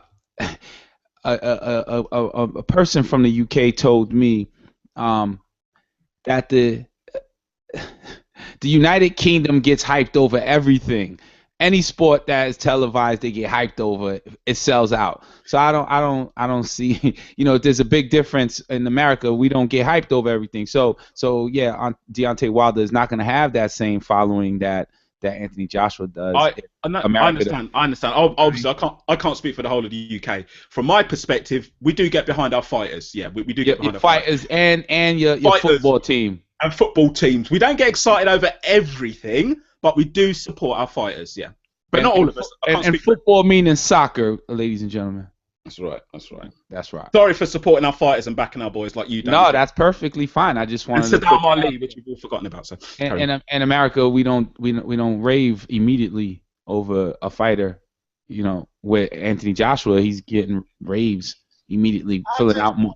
I just want Joshua to fight Wilder, like we all know he won't. He got a 3-fight Showtime deal. None of them are gonna be named Wilder. Wilder said it with me first. They don't want to fight me. And they're going to prove it. Not at 16-0. Just want to say something quickly with regards to Raven. You know either. With regards to Raven over Joshua, the casual fans do, yeah. The hardcore guys like me, I get excited, but I can obviously see Joshua's still green. He's got the title a little bit early. I can acknowledge that. We're not totally deluded, but a lot of the casual guys, the casual people who only go. The main reason in having yourself be part of the show, because we would say certain things that would seem like just bias, and it's just reality. Like, he's still 16-0. Of course he is, but we know that we're not stupid in the UK. We can see that. We're just excited. We want him to do well. He's one of our boys. We're excited, but we can strip back that veneer of excitement and say, okay, on a level like me with Kell Brook. I like Kell Brook. I'm a Kell Brook fan, but I'll strip back and say he hasn't fought the names yet that I want to see him fight. But the last few months though, people have been talking about Anthony Joshua knocking out Deontay Wilder, like that next fight. Everyone's talking about that. So I think that's what Ness is kind of saying, is that every time we say we got to pump our brakes a little bit, because to me personally, I don't see why it's bad that I need to see more from a fighter. I don't see why it's bad that I need to see them prove themselves. And people say the eye test. Yeah, he's passing the eye test, but who are you passing the eye test against? If you want to find out I'm a fast runner, you're not going to send me up against some 4-year-old girl. You're going to send me up against someone that's comparable. Once we get someone that's comparable with him, then we're able to see what he is. So people just need to, with all prospects, need to pump their brakes. But he's not a prospect, he's a champion because he got Charles Martin. I'm not going to use the term pump my brakes. I'm going to say what he said. He's green. When you go apply for a job, they say, yo, you need more experience. You have the qualification. You can start at this entry level. So he's still at the entry level. He won Chris Martin's belt, and now he has to go out there and build his name up. I would think Charles Martin. I'm sorry, the Prince. You think he's at entry level though? He's at management. He's not what's that? He's at management. He's not. He's like an area manager, and he's not like the CEO. Anthony Joshua. He's about management. He's on the floor. He's on the floor. I want to stay logical here, and I think this is probably the UK in me. The more you're talking, the more I'm bubbling up inside, thinking I can see these three. They've got fear. They know what Joshua's going to do when he comes over there. You know what's going to happen. But then I think just roll back, stay calm, and say yes, Anthony Joshua is green. And then when he gets over there. So, but wait a minute. Deontay Wilder has tactics based off of all his experience. I like Wilder. I'm a big Wilder fan. Right. I like. Anthony Joshua has been stung and then corrected that. He doesn't want to get stung. He can get stung and hurt against Deontay Wilder next week if he fights. The issues with me with Wilder, great power. I love everything about Wilder, but his technique isn't clean. For me, Joshua's technique's a lot cleaner, but he doesn't have that experience. So if the fight is dragged late, which it probably would be, how is Joshua going to handle it? That's how I see it. The biggest problem we have right now, though, is that we don't know what White's going to turn out to be. I mean, realistically, if he turns out to be a formidable player, but I'm talking about White. With White losing that fight, so everyone's talking about White hitting him and getting him wobbled. But if we find out that White has like some unbelievable power moving forward in his next fights, when he starts fighting other people other than Anthony Joshua, he goes in there and knocks out Malik Scott in 2 rounds. He goes in there and beats someone like a Bryant Jennings years from now. We're going to look back at this fight, we could potentially say that they just fought each other early, and he took some shit. So I'm not ready to say that Joshua got rocked, and he's got a weak chin, because we don't know what White is. We didn't know who he was. Only thing we knew is that he beat him in the amateurs, but we don't know who White is going forward as a pro. Because to me, he looked good, and I think that same White could beat someone like Charles Martin. I think that same White could beat Brazil. So we'll see what it goes in, but again, I still always want to pump my brakes, because I'd rather jump on the bandwagon too late than have to jump off when they're like 21-0, looking Jose Benavidez Jr. I know. I mean, you know, who wants to go out there and support a fighter? Obviously not you guys. Continue, carry on. Yo, and for the record, it's us. We say we, the United States, when we're winning, but if the United States fighters are losing, it's them. So if Brazil wins, we won. We won this shit, but if Brazil loses, Brazil wants his ass over in the UK. It's all love, brothers. It's okay. I got it. Hey, if Brazil wins, he's still not going to be as famous as Anthony Joshua in America. Okay. Yeah, okay. That's for sure. That's for sure. I would hope that he would gain some popularity. Let's head man. We got a lot of callers. We got to stick to these callers for a little bit. Sorry. Down. Hold up, son. Word. QB. Yeah. To all the killers and the $100, I got you stuck off the realness. We be the infamous, you heard of us. Official Queensbridge murderers.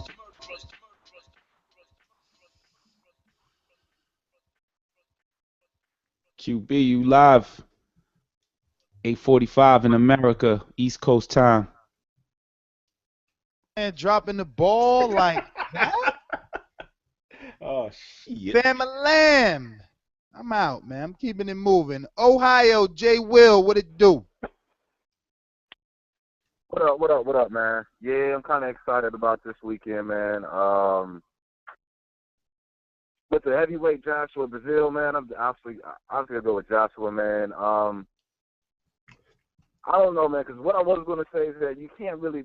I mean, in the only sport where you can come in and be be fat and have pudge and stuff like that is baseball, and you still be able to beat the more athletic person.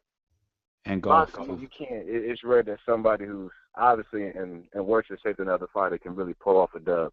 And then two, I just think that Joshua got a little bit more skill, so I'm going to go with Joshua at the end of that fight. Definitely by a knockout before 5. I say he might get a hold of him in 3 or 4. The real fight of the weekend, Keith Thurman, man, Shawn Porter, man. I just don't see how Shawn Porter can really force Keith Thurman to get uncomfortable for long periods of time. Yeah, there may be spots where Keith Thurman may get slightly uncomfortable. He may get pressed up against the ropes. I actually think he's gonna start backing up Shawn Porter in the later rounds because just like in the interviews that Keith Thurman was saying, Shawn Porter does get tired. I mean, he loses some steam. Yeah, but I don't mean to interrupt you, but I'm watching right now the 4th round, Thurman versus Diego, and Diego's and Keith Thurman is slow, and Diego and Porter could possibly match in style a little bit just because how active they are. Now the end result of that fight was a stoppage, correct? Yeah, it was. All right, so that ain't gonna shut me up, but go ahead. Even if Keith Thurman starts to slow up a little bit, Keith Thurman has that power to automatically change the fight at any time of the fight. Right. So that's something that Shawn Porter doesn't have. So at the end of the day, Shawn Porter, he doesn't bring enough tools to the table to me to pull it out. I know he's going to give a good effort, and I mean he's not going to lose to lack of effort, definitely. But I just think that God-given gift that Keith Thurman has, that power is going to be the thing that sets them apart, and it's going to be the thing that, one, if he wins by stoppage, obviously that's going to be the thing that causes stoppage. But I just think that the judges are going to be more impressed by the more powerful blows. And I think we all know that Shawn Porter really don't have pack a punch like that. And that's really it, man. That's my call, man. Yo, but you're right, though. Keith Thurman does have that ability to kind of walk people down. Even with the Carras fight, even with the Chavez fight, we got pressure fighters coming forward. But Thurman does have that ability to just turn it and just walk you down. He has that jab. He does have the power. So we'll see, because this is the most power that I think Shawn Porter has been in the ring with. Oh, now I guess Kell Brook has the power, but it's different. Kell Brook has that 1-2 that will sting you, and that has a good chin. But, yo, I don't know how many times I talked to Austin Tratt about it. Who has more power, Canelo or Lara? He says that, like, Canelo, who would be Kell Brook, has more one-hit power, but it's the punches that you don't see coming that are going to hurt you. Yeah. So that might be the big difference maker in this fight with Thurman, is that it's his ability to throw those weird uppercuts circling out, to do those lead laps and just slip under shots and get out. So if he's able to land those big shots early, I could see him turning Shawn Porter and having Porter revert back to boxing. If that happens, shit, Keith Thurman's going to win this fight, but I just don't think he's going to be able to sustain the attack he needs to keep someone like Shawn Porter off him for 12 rounds, especially when he's getting beat to the body, because Porter does not ignore the body. He goes to the body, sets up shots to the head. So, yo, this fight, every time I have these arguments and I talk about this, I almost talk myself back into Keith Thurman. That's the type of fight this is. It happens, yeah, it happens, isn't it? Yeah. Have we seen anybody back up Shawn Porter? Yeah, Julio Diaz. Oh, so I was about to say that. Oh, that's the first thing I thought of, Diaz, but Nah, I thought of Kell Brook. I'm about to say, Kell Brook never really backed him up, honestly. Shit. Kell Brook effectively held him, but he never really backed him up consistently. Man, when he landed that 1-2. But also Shawn Porter, while backing up, throws punches, and he'll use the same hand. Yeah, but you seen it last night, Casual. The problem with that is that he's so off balance at times, right? He's always off balance. If Keith can land kind of any shot with the power of Keith, I just hope not. You know, I don't know what's gonna. It's a tough one. It's a tough one. It's still 50-50 for me. Well, listen, Jay Will, let me get to some other callers because we deep over here. There's a lot of people. We're gonna get. Did he make his official pick? He picked Thurman. He didn't go for Joshua Brazil. You want to drop your Joshua Brazil? Oh, Joshua. Okay. Nobody wants to Brazil, yeah? His name Jay Will, right? Yeah. Dave the Champ, talk to us. Hello, guys. It's been a minute. Couple weeks. What's up, man? One thing I have to just say before I start with anything, don't buy any Canelo pay-per-views or he touch the lock-in or cut the bastard. No pay-per-views. All right. Yo, but Canelo's fighting Golovkin next year. And then he's gonna fight Pacquiao in September. Bro, that shit ain't gonna happen. Come on. I mean, Tom Lawfer said it's done deal, huh? Yeah, A it's verbal done deal. Somebody told me it's not even worth the paper it's written on. The agreement. Come on, man. It's gonna happen. Oh, We'll find a way. Okay, and another thing I gotta say is Brazil will go down inside 2. Down goes Brazil. I got milk, baby. I had to say it wrong, but yeah. I got Brazil going down under 2. And, man, I don't know how you guys keep saying that Thurman's got that one-time power. When's the last time you put one guy down with one punch? It's been a while now. Guerrero. Social Carras fight exchange. And something you know, Keith Thurman's become I fight one time a year Thurman. Keith, I fight one time a year Thurman. Or Keith, one time you hit me in the body and I get on my bike Thurman. But that was a hard body punch, though. That was a hard shot. He didn't go down, did he? It don't even matter, Wingy, because that's the same type of stuff they say about Mayweather, man. Let him keep winning. Well, I got Porter on this one, and I got Murray, and yeah, that's pretty much it, man. No, yeah, shout out to Wingy for joining the podcast. We needed a break on the show. Appreciate that, man. Thank you very much. All right, Dave. Josue from the Lord, talk to us. Yo, what up, Ness? What up, Wingy? What up, Casual? What up, James? Yeah, I was gonna say we do need a British guy on the panel, man, and we need to keep it proper, you know. Thank you, man. But anyways, you know, we got a great weekend of fights this weekend, and you know, I'm listening, but no one's bringing up, you know, Mike Alvarado, man. What's up with that? Yeah, he's fighting this weekend, didn't he? Poor Mike. Yo, because we want to see Mike Alvarado do something instead of just fighting on Telemundo. That's all he's going to do. No one's excited for Mike Alvarado. Let's be real. He showed up high as fuck on this show one time. You know what? That one time he showed up high, that was actually my first time ever calling in and listening to the show. So he's got a special place in my heart, Mike Alvarado. So I'm still hoping he still gets a world title after this. You know Me what I mean? too. I got high hopes on him. Me too, because that's the only reason I'm going to go back to Colorado if another fight comes out there. So I would love for Mike to get back in the winner's circle. You guys may know Josh Torres better than I do, but for me, he seems quite flat-footed. Not going to say flat-footed, but he's a come-forward type of fighter. He seems like it's going to be a nice knockout for Mike. Would you agree with that? I don't know. You probably know Josh Torres better than I do. Yo, well, Mike's going to always turn into a slugfest. That's all he knows now. Yeah. So it might be one of those fun little scrappy fights, but it's not. I don't think that Mike Alvarado, every time you're going to see him out, he's going to look worse and worse and worse. And eventually, if he gets fed up, it's going to be one of those, if Mike Alvarado fights someone tomorrow, we'd all be bummed about it. So winning against Josh Torres isn't going to do anything for me because in his last fight, he didn't look that good to begin with. Yeah, in the last fight against Corral, he didn't look good. I noticed he was a bit scrappy, but the one time I seen him box, was it the second Rios fight, or was it the third one? I can't remember. There's one. It was the second fight. He outboxed. It was really boxing, wasn't it? Yeah. But I haven't seen that since, so I think you're right. I think he's just going to go in there and scrap it out.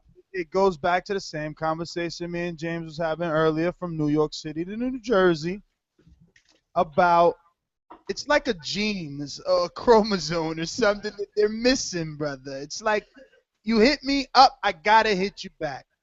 Instead of thinking for, the smart move, the appropriate next step. And do you know Josh Torres? Is he any good over there? Or is he just a sort of club fighter, as you guys would say? Listen, I didn't even know Alvarado was fighting. Like I said, right. I'm gonna be saying some prayers for him. David, Josue, let me get to some other calls. I'm just saying. What? No, hey. No, I picked that though. Hello? Nope, we muted you. He didn't make his picks.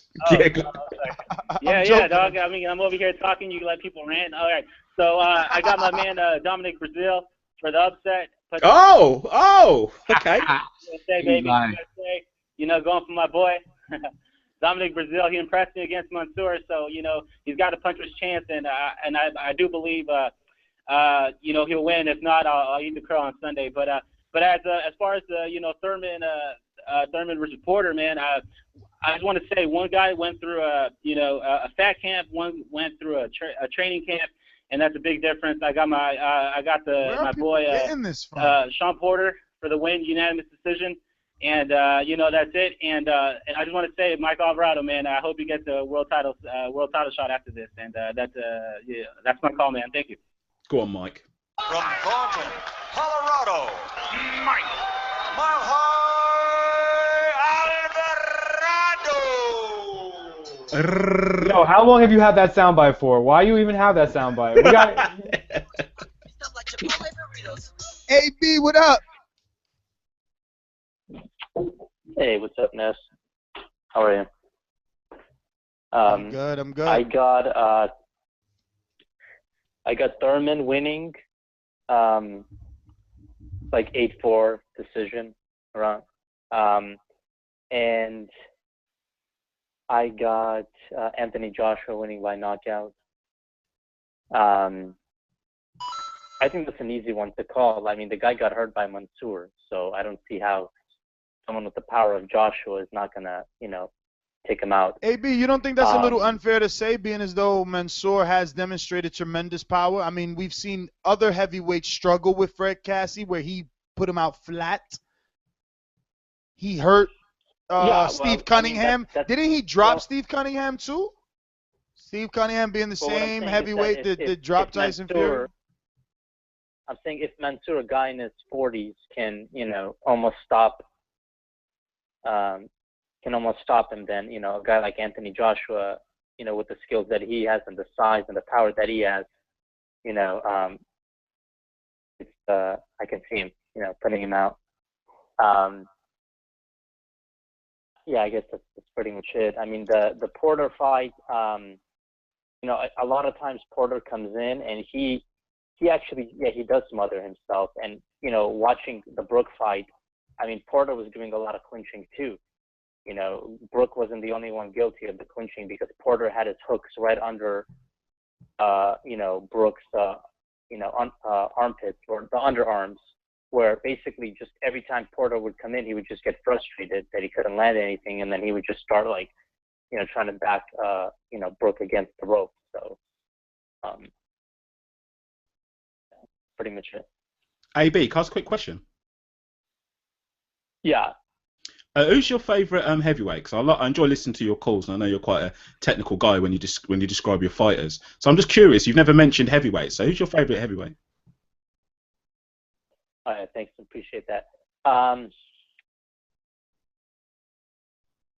see. What do we have here right now? You know what? To me, it's I would say. I don't really have a favorite heavyweight. I'll be honest. Yeah. Okay, fair enough. Yeah, I think I think they pretty much was between Wilder and Fury. I think and Joshua. I would say those are the top three right there. And depending on the rematch goes with Klitschko. Yeah. So I would say those are the top guys. Those three, yeah. And then I was gonna say one thing in that. Tom Loeffler never said it's a done deal. He actually said the opposite. He said there's absolutely nothing in writing. It's just basically a verbal agreement that they're going to try to shoot for all 27. You know what I don't get though, AB? I don't get why you guys are still barking up that tree. I thought you just wanted the belt. No, I'm just correcting you because you said Loeffler said it's a done deal. No, and I understand you're correcting me. I'm just wondering why, since you're Team Golovkin and you know so much, why are they still chasing that fight? Well, two things. Number one, Canelo's a big name, so if he beats Canelo, you'll get more of the Mexican casual fan base. So it wasn't about the belt then. It wasn't about unifying. It wasn't about that in actuality, is what you're saying. No, it's part of it. That's part of it. And then the other part is obviously, I want to see the fight because it's going to be Golovkin's best opposition to date. Really? And a guy that's never fought at 160 would be Golovkin's best opposition? I don't care if he's never fought at 160. He killed himself to make 155. No, I'm just curious because Wingy just finished saying how would you call him, Wingy? I like his calls. I think it's quite technical. I know he's pro Golovkin, but I like his calls. Okay. Very quick. Sorry, Nes. Very quick. AB. Do you think there's anyone at 160? Do you think there's anyone at 160 or 168 who could beat Gennady Golovkin? No, I don't think so. Okay. I think none of those guys have any chance. So Canelo's going to do it at 155. But I mean, well, the fight's going to be at 160, and it's going to be a more competitive fight than any of other Golovkin's fights. Yeah. So Canelo is more competitive than James DeGale versus Gennady Golovkin. Well, no, I didn't say that. I said at 160. I mean, honestly, I don't know. He could be. You know, the styles make fights. I mean, we saw how terrible DeGale looked against Medina, a guy that has like 10 losses. He looked terrible in that fight. I mean, look at the way Medina was cutting off the ring and attacking into the body. If that was Golovkin, DeGale would have been out cold. He would have been on the floor with a body shot. I'm just saying, I would like to see, I just want to see the guy fight, man. What was the rumor they were saying? Who was he going to fight next, James? Chris Eubank Jr. Yeah, Chris Eubank. Yeah. Can I get your opinion on that? You know what? I mean, look, honestly, I don't think that, I mean, him having a close fight with Saunders, I don't think he stands much of a chance. But, I want to see the fight because, Eubank is the type of guy that likes to go on the inside. And I want to see how his chin holds up. And he seems confident, so why not? There's always, he's young, he's in his prime. He's going to come there to fight, I just want to know, when you're saying, like, you want to see the fight, are you saying that coming from a place where it's like, I know this is a fight that may take place, so I'm gearing up for that? Or do you mean, like, this fight doesn't have to be announced and you still one day want to see Golovkin versus Eubank? Well, basically, there's Jacobs and there's Saunders. And besides him, the other middleweight, I guess that you can say, who do I want Golovkin to fight? I guess would be Eubanks Jr. because he's pretty much cleaned out the whole division. So besides Jacobs and Saunders, the only guy out there is Eubanks that really, really wants to fight him, So, and they seem confident, They seem really, really confident. Eubank Jr. is genuinely confident. I know people laugh at him or whatever, but he means exactly what he says. He thinks he can beat Gennady Golovkin. Whether people laugh at him or not. He also thought he could beat Billy Joe Saunders. He was very confident in that fight.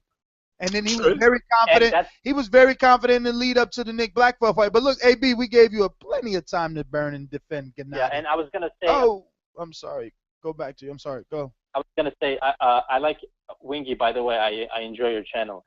Oh, thank you, bro. I appreciate that, man. Thanks. Well, there you go. Ali from Dago. What's happening, everybody? What up? What's up, Wingy? What's up, James? What's up, bro? And Enrique. He's standing up. Enrique. Oh, okay, that's what's up. What'd he say?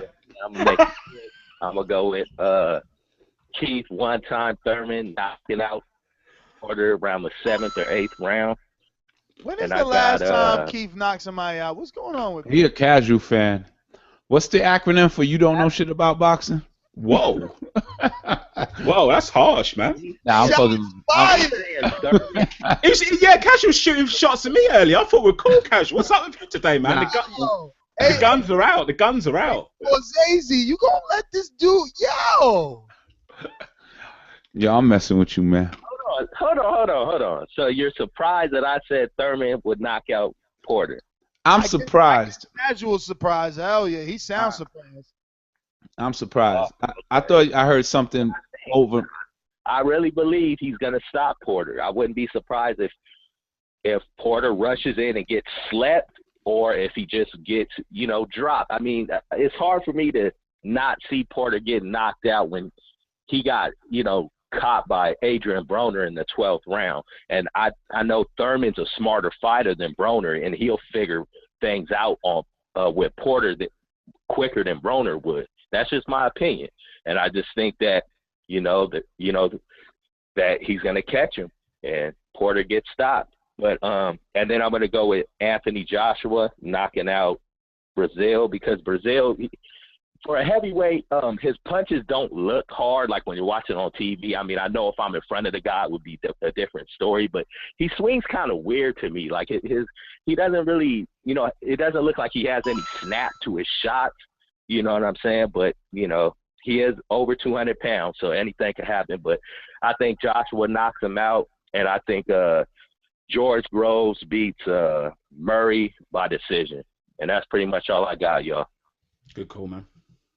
All right, Ali, man. Thanks for calling in. Oh, got some alumni coming up. It's been a minute, right? Let's see if he got his phone together. It's Baltimore, gentlemen. The gods will not save you. What's up? What up, Wood? Can you hear me? Loud and clear. What's going on? What up, Wood? Tell Monster she look like Fantasia from American Idol.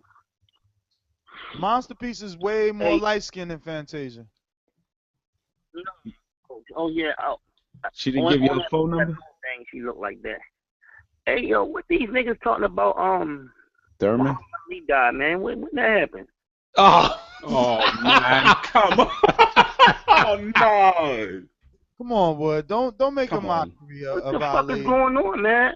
I don't know what the fuck going on with this shit, man. Niggas starting these crazy ass rumors. Well, don't do that, man. That's Muhammad Ali, man. Come Look, on, man. check it out, man. Hey, yeah, dude, man. That guy is that guy really in there? The guy that talk like Chris Eubanks' father. Is he part of the panel now? Yeah, I am. Yeah. Yeah, the dude that talk like Chris Eubanks' father. What the heck? I'm here, so get used to it, brother. Yo, tell him, Wayne, you stand up for yourself. Don't let Wood do that to you. I'm here. Get used to it. All right, man. You cool, man. Hey, check it out. Wood is on prescription meds, ladies and gentlemen. Wow, hey, Nuts. Nuts, hey, can you hear me, yo? Yeah. You know I've been doing my homework on this Porter nigga for a long time. You know. His skills is diminishing by the day. His skills is going backwards. His father need to be fired. He's going to get knocked out. He gonna wake up Sunday morning. That's what I'm saying about him. He going to sleep. Who are you speaking about? Sunday. I missed out, Woods. Who's that? I'm gonna put your name on. He's going to sleep, and he waking up Sunday morning. What last Porter fight did you watch? I watched all 29 of his fights, and he's getting worse. He's getting worse. He fight worse than an amateur. He fight like a world star nigga.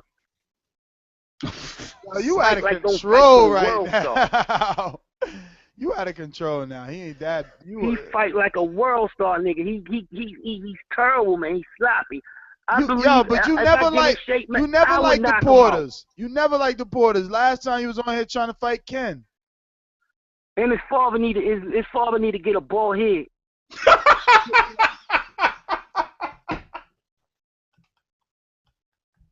Fire your barber and get a razor. Cut that shit off.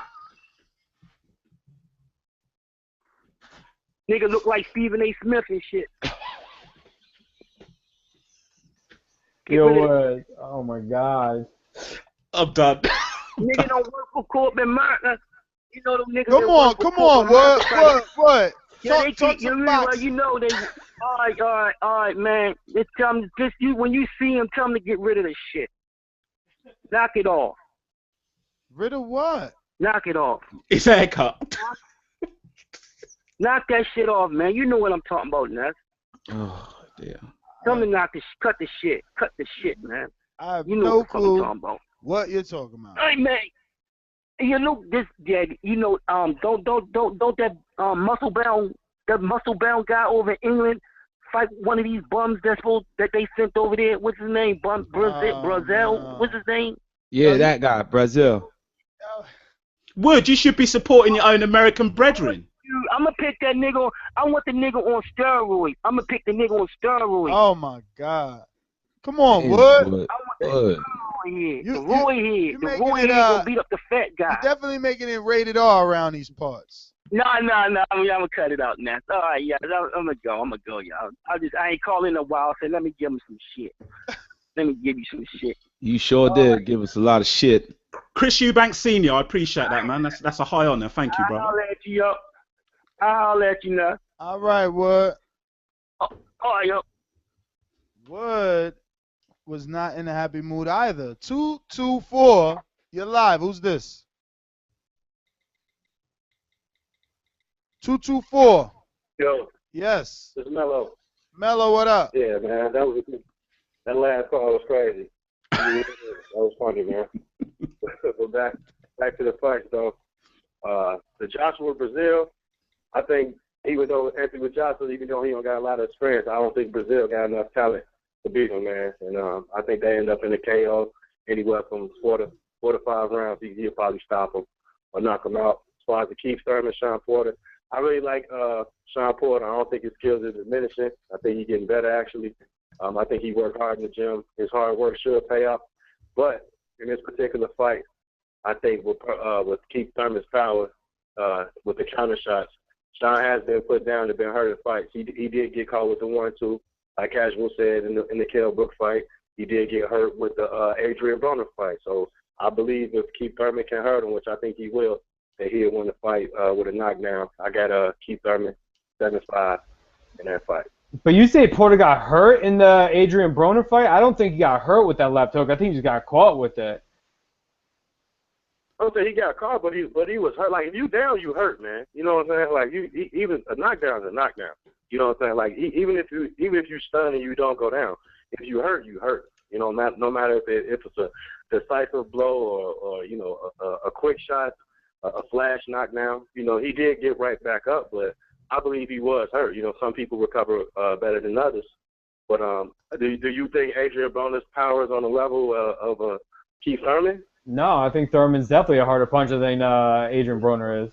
What about Kell Brooks? Is he a harder puncher than Keith Thurman?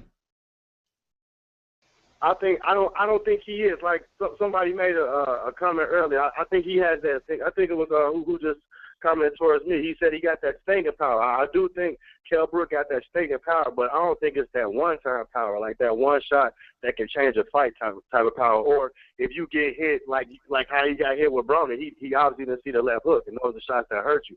I think if he get hit with that left hook by Keith Thurman that he don't see, that he's not getting up. You know, I don't know about waking up on Sunday and all that crazy stuff, but I think Shawn's tough. I like him. I like his dad. You know what I'm saying? I like the guys. They're good people. You know, he's obviously a great fighter. He was a champion. Obviously he was dope. He got beat by Kell Brook, but you know, I just think with the power, I usually take the boxing skills, but I think Shawn's boxing skills getting better. But Thurman got power and boxing skills. You know, so I'm just gonna go with the power on this one. You know, it might go the other way, but it's really like a 50-50 fight in my eyes. But I'm gonna go with Thurman on this one. Even though I like Porter a lot, I'm gonna go with Thurman. All right, brother. Thanks for calling in.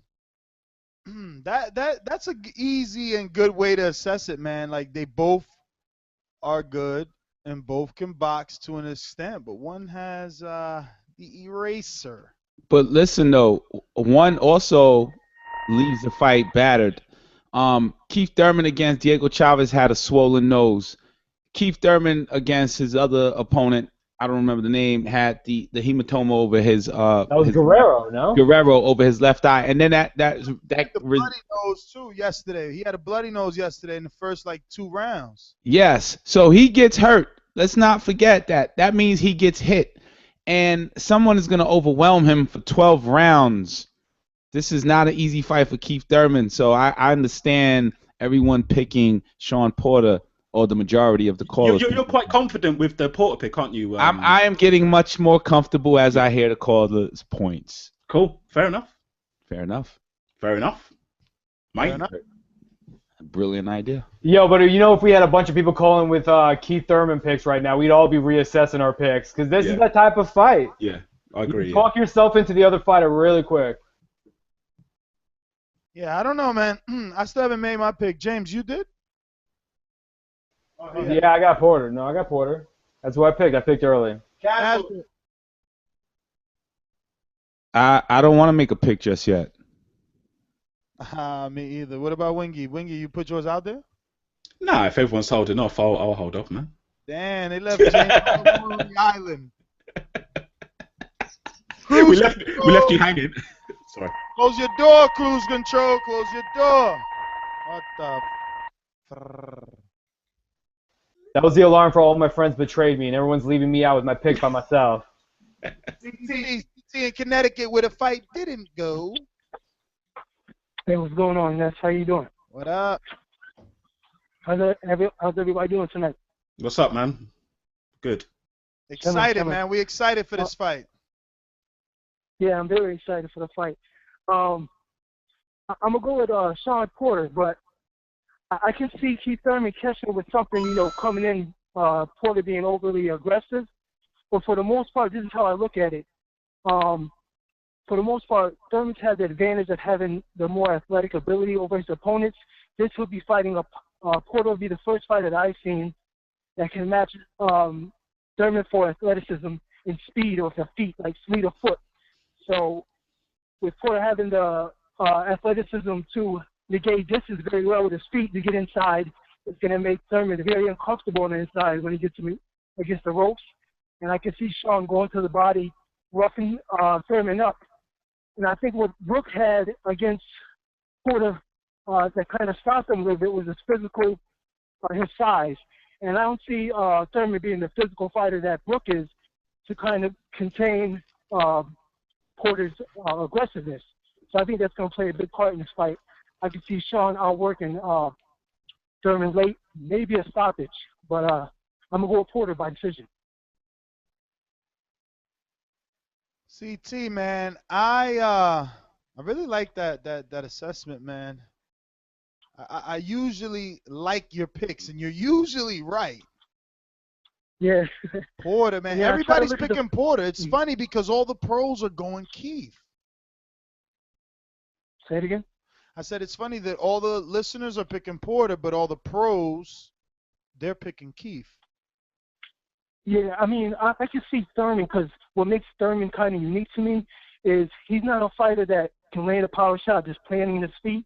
He can hit you with a power shot on the fly. Like I think James said it earlier. He's kind of one of those fighters who can hit you with awkward angles and kind of twist his body in certain ways, like he did against Karas, where he's doing an uppercut, kind of leaning a certain way. So he can catch Porter coming in with something that Porter don't see. But for the most part, I think what Keith does is he kind of uses his legs for defense, and he likes to create space. And I think with Porter being the athletic ability to negate distance very well with his feet, I think he's going to close the distance very fast on Thurman. It's going to make him very uncomfortable early. So that's why I see the Porter grinding out a decision. Or maybe if it gets too hectic for Thurman late, he could stop Thurman late. He can. That exists. That possibility is true. You think he could stop Thurman? It would have to be to the body like both. Yeah, I was going to say if it's going to be to the body, that's how I'd see it, yeah. Yeah, because I Yeah, don't know about stopping when I look Thurman. at that's kind of keeping. I'm sorry, go ahead. He was just scratching his temple saying, I don't know, but go ahead, finish. I was just thinking about I try to look back on the fight with Thurman versus Guerrero, the last 2 rounds. You see how Guerrero had Thurman against the ropes and was roughing him up, making him very uncomfortable. The last 2 rounds, I was looking at those last 2 rounds, and what Guerrero didn't do early, he did well late. And I think if Porter has that same type of mentality later on, he hits a little bit harder than Guerrero. And I could possibly see a stoppage, but I'm not going there. I'm going to go with decision with Porter. With the Brazil and Joshua fight, I'm going with Joshua. But I think what makes Brazil kind of interesting is because he's dealt with adversity before. We've seen this guy get knocked down before and get up and win. And he has those awkward punches where, like you said, they're awkward and they look kind of slow, but they do have power on it. And I think if Joshua doesn't get him out of there, we haven't seen Joshua go a lot of rounds. I think Joshua's definitely got the better technique, and he's better athletically. And I like the way Joshua throws his power shots. He's one of those power punchers who throws shots straight from the shoulders. So and he has very crisp punches and very straight and quick.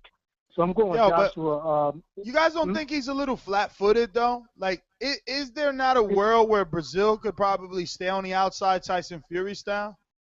No, not Brazil. It's not the way he fights. Caller, what do you think? Brazil's showing the mentality to box a little bit on his feet. Okay.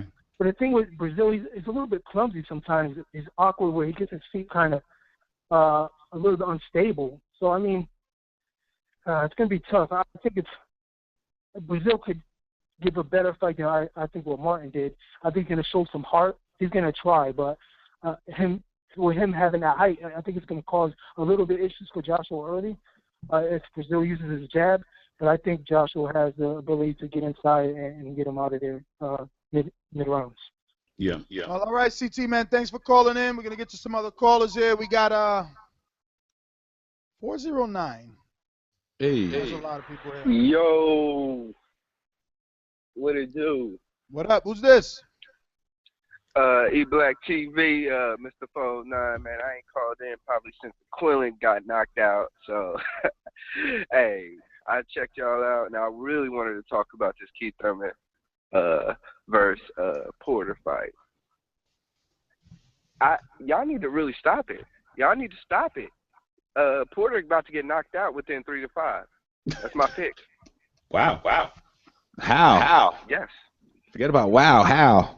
One thing I noticed is with Kell Brook fight, Porter was very predictable. As much as people give him credit for his footwork, he has a lot of tells. You know, the foot stomping, maybe a hunch in the shoulders. Even his hand, he switches hands, and it's kind of obvious, like, oh, you're in that position. You're in that. And I think Kell Brook just really timed it with a basic 1-2 hold. And I think that's really Keith Thurman's best bet. You can either win this fight 12 rounds by timing the aggressive fighter, or you can try to go for the KO. And really, I think Keith Thurman will go for the KO because Porter has a lot of pride. You know, he has a lot of pride. A lot of people don't understand that come forward style. You have to be a man about that. And I really believe that Porter will run into the shots. Like I said, it's really the predictability of Porter that I think is going to make the fight. Well, all right, we got you down, man. Sunday's Crow Day. Don't forget it. Let me see. 516, you're up. 516. What's going on? What's up? What's up, man? Yo, Casual, what's up, my man? How's everything? What's up, Joey from Queens, right? Yeah, Joe, busy out of Queens. What's the deal, fellas? So, dude, I like a lot of the stuff that's going on right now, to be honest with you. Everyone's different predictions. But the thing that I want to stress right now is that Porter gets hit. So I have a little bit of a different analysis. Yes, Thurman's been getting hit a lot too. I think that the opening round is the old Porter. I think his movement, his speed, and what that dude was just saying, I was on the line, Porter's kind of awkward. I mean, he's kind of predictable, but it's an awkward style the way he comes at you. It's almost like the Shane Mosley, like with his hand movement, his head movement, whatever. But at the same time, I don't think Thurman's going to get hurt by his punches. I don't think he hits as hard as Guerrero, as somebody else was saying before. I don't think Porter really hits that hard. I think he hurt Paulie, my boy. I hate to say it, but you know what? Paulie can't really, in his old age, he couldn't really take shots like he used to back in the day. I think as the fight progresses, it's going to turn in Thurman's favor because Thurman hits hard. I think Thurman can also hit on the move, like somebody else was saying, which makes him really tricky. For a power puncher to be able to throw on the move, in the pivot, or on the lunge, that's not going to be too good for Porter because later on when Porter starts to slow down and he gets a little bit tired, 7-8 rounds, that little half a second that he slows down, Thurman's going to catch him on those little movements. As he's moving, Thurman's going to be throwing punches with him, and he's going to connect. Thurman hits a lot harder. Porter went down against Adrian Broner late in the rounds because he got sloppy. He got careless. When he gets tired, he gets careless. When you get careless against a guy like Thurman, that's when shit fucking hits the fan, dude. And that's what's going to happen. I don't think Porter can take Thurman out, but I think Thurman can take Porter out. If Porter can maintain his endurance throughout the fight, stay on the move, be in and out, and be sharp and always on his toes, he can win a decision. He definitely has the ability to. But can he pull that off? easier said than done, you know, because later on in that round, if Thurman hits him with a good shot, whether it's that left hook or I don't even think it's the left hook. I think it's going to be the straight right from Thurman because Porter's more susceptible to being hit by the 1-2 than by the left hook. Although I think Broner caught him with the left hook, I think he's more susceptible to the 1-2. And Thurman's straight right hand is pretty fucking vicious.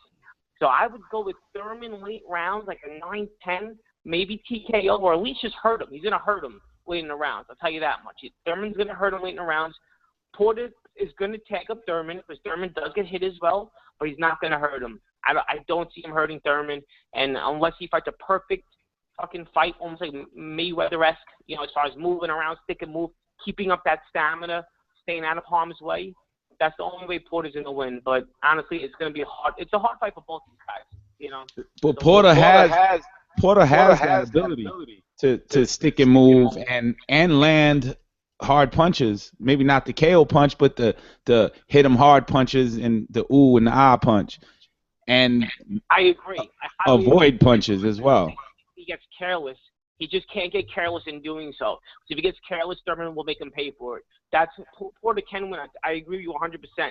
But he just cannot get careless, like how he did against Broner. He got careless and then he got caught with that left hook or whatever it was, and he went down. Thurman will put you out with that punch. Broner can't put you out with that punch. That's the difference. That, you know, he just can't get too careless later in the rounds. He's got to fight it perfectly. So you're just heavy Thurman. All right, I'm writing that down. No, but it's a good call. He almost got me switching my pick. I'm not going to do it. It's a good call. Sorry, James, go on. Go ahead, James. No, my bad. I mute myself. But, yo, I was just saying it was a good call because, like, this is why I said, like, every time you hear someone, like, explain the case with Thurman, you go, damn, I can see that, too. It's not what's up? I agree with you. The thing is, when the caller was saying that Porter has not got to be careless, in a way, his style, I'm not going to say his whole style is careless, it's obviously not, but that aggression, when he comes forward, when he's rushing himself, that in itself is careless, which is not good for him in this fight. Do you know what I mean? Like, his style is almost, it's not careless, but it's just a little bit too raw for me. It's like Marcos Maidana, but the biggest difference is Marcos Maidana doesn't have an inside defense game, so he gets hit a lot. Yeah. So, like, the way he rushes in, Shawn Porter, if he didn't have the athleticism to get out of the pocket as fast or have, you know, the head movement to slip some of these punches, people would say he's a straight-up brawler. It would be less credit. But because he does have that, it makes him a more refined brawler than someone like a Marcos Maidana. But the styles are similar, but they're a little bit different because Shawn's just on a higher level. That's a great analysis. The fact that he's got the athleticism sort of takes him out of that just being brainless with it. He can move with it. Yeah, man, that's good. Let me get to some callers here. 443, another Baltimore caller here. Who's this? Yo, your mind open, that black clot. Slug, what up? What's up, my brother? What's up? My brother, what's going on? He's from Jamaica? What's going on, man? I wanted to come up to the fucking party, man. But I got work this fucking weekend, yo. Next time, brother. You could have took off if you really wanted to come. Man, shit take off on weekends at my job, man. You breaking up something nice, though, Slug. We're going to be right back at you like some regularly tuned commercials here. 917, you're up.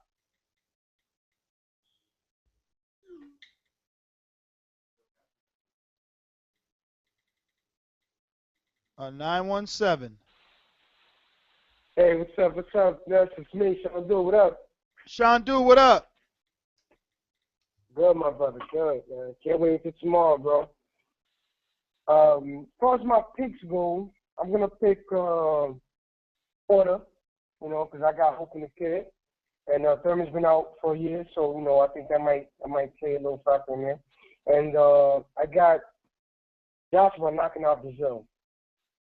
I'm really go with the famous sites. But that's all I got right now. I'm just listening in. All right, brother. Well, thanks for calling in. I gotta get to who was it? I just forgot. Oh yeah. Right. It is Joey. Where is he? There he goes. Joey's in Brooklyn, ladies and gentlemen. He's out here already. Braid swinging, Keith Thurman status. Hey, Ness, hey, I'm not from Indiana today, baby. Calling from Brooklyn. I know. That's the draft, man. Hey, man, Ness, I called in earlier. Some dude called in on Skype talking about this fight ain't big. Porter and Thurman ain't. What's the dude? Is he crazy? That was Scorsese. Thurman Porter, come on, man. This is Thurman versus Porter. It don't get no bigger than this, man. Everybody gets don't know. And then another dude called talking about Mike Alvarado. Man, fuck that dude. This is about Thurman and Porter. You keep that shit for another show, man. This is about Thurman, about to knock Porter out. It's going to be great. Make sure y'all get the tickets and come out. Y'all want to party with me? Hit me up on jquavis2333 at Yahoo. I'm going in all week. Hit me up. But, hey, Nick, it's going to be a big week, man. I can't wait for tomorrow night. We're going to do it big, bro. Oh, you should talk to him about tomorrow night, though. It's going down. It's definitely going down. Are we going to make that announcement? Well, we waiting on casual. On casual to make the announcement? Do it. Tonight, man, I'm headed to the Bronx. Yo, we all gonna actually be in New York City tonight. I'm gonna take James out there. I don't know. They got some guys they want him to meet. Tonight? No doubt. Hey, Ness, I'm going to go ahead. Oh, that's right. I forgot that Casual was a party animal. Man. Yo, Casual, you coming tonight? Hell yeah. Yeah. I don't think so. I got a long day tomorrow. You were supposed to have a long day today, but yo, it didn't go down. I'll see y'all at the weigh-in at noon tomorrow. All right, Joey. Yo, what announcement you trying to make me make? Nah, we ain't making you make nothing. Hold on a minute. Let me Waiting on casual. Nah, let's get to some other callers. We got to. It's 5-1, so we got the 209. Is that Jay Corpus? 209, you're up. Yo, what's happening? Producer locking in. It's your boy Bo. I'm back. What's happening? Bo, what it do? What's good, man? I'm about to just give y'all my picks, man, real quick. I'm gonna be the first one. I don't know, I just jumped in, but I'm gonna be the first one. That Porter Thurman fight, that's gonna be a draw, man. I'm gonna be the first one to call it. That's gonna be a draw. So you know, Kenny, we're talking about trying to do it another time.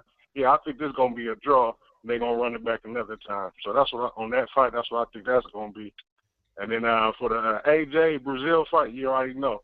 I gotta go for my UK bro. You feel me? AJ gonna knock him out probably in the 4th or 5th. You feel me? And then, hey, Ness, Castle, man, what's up, man? When y'all gonna head to the West, man? Y'all don't come to any fights out here in Vegas or Cali? What's happening? Oh, we definitely coming. Yeah, I was out there last year in Vegas a couple times. Fight got to be big, man. Okay, Fight got to be big, like, you know, for me. That ain't a cheap Kovalev, trip. Ward fight big enough for y'all? It's gonna happen in Vegas though, right? Yeah. Yeah, I don't know, man. You know, I've been sour on that, man. The fact that they're making us pay and everything. Yeah, I feel you, Russ. You know. Yeah, I feel you. All right, well, shit, that's my call, man. I'll get out y'all. Y'all be cool. But I'll see, man. I mean, we do got to make some West Coast trips. I don't want nobody feeling neglected. 760, you're up.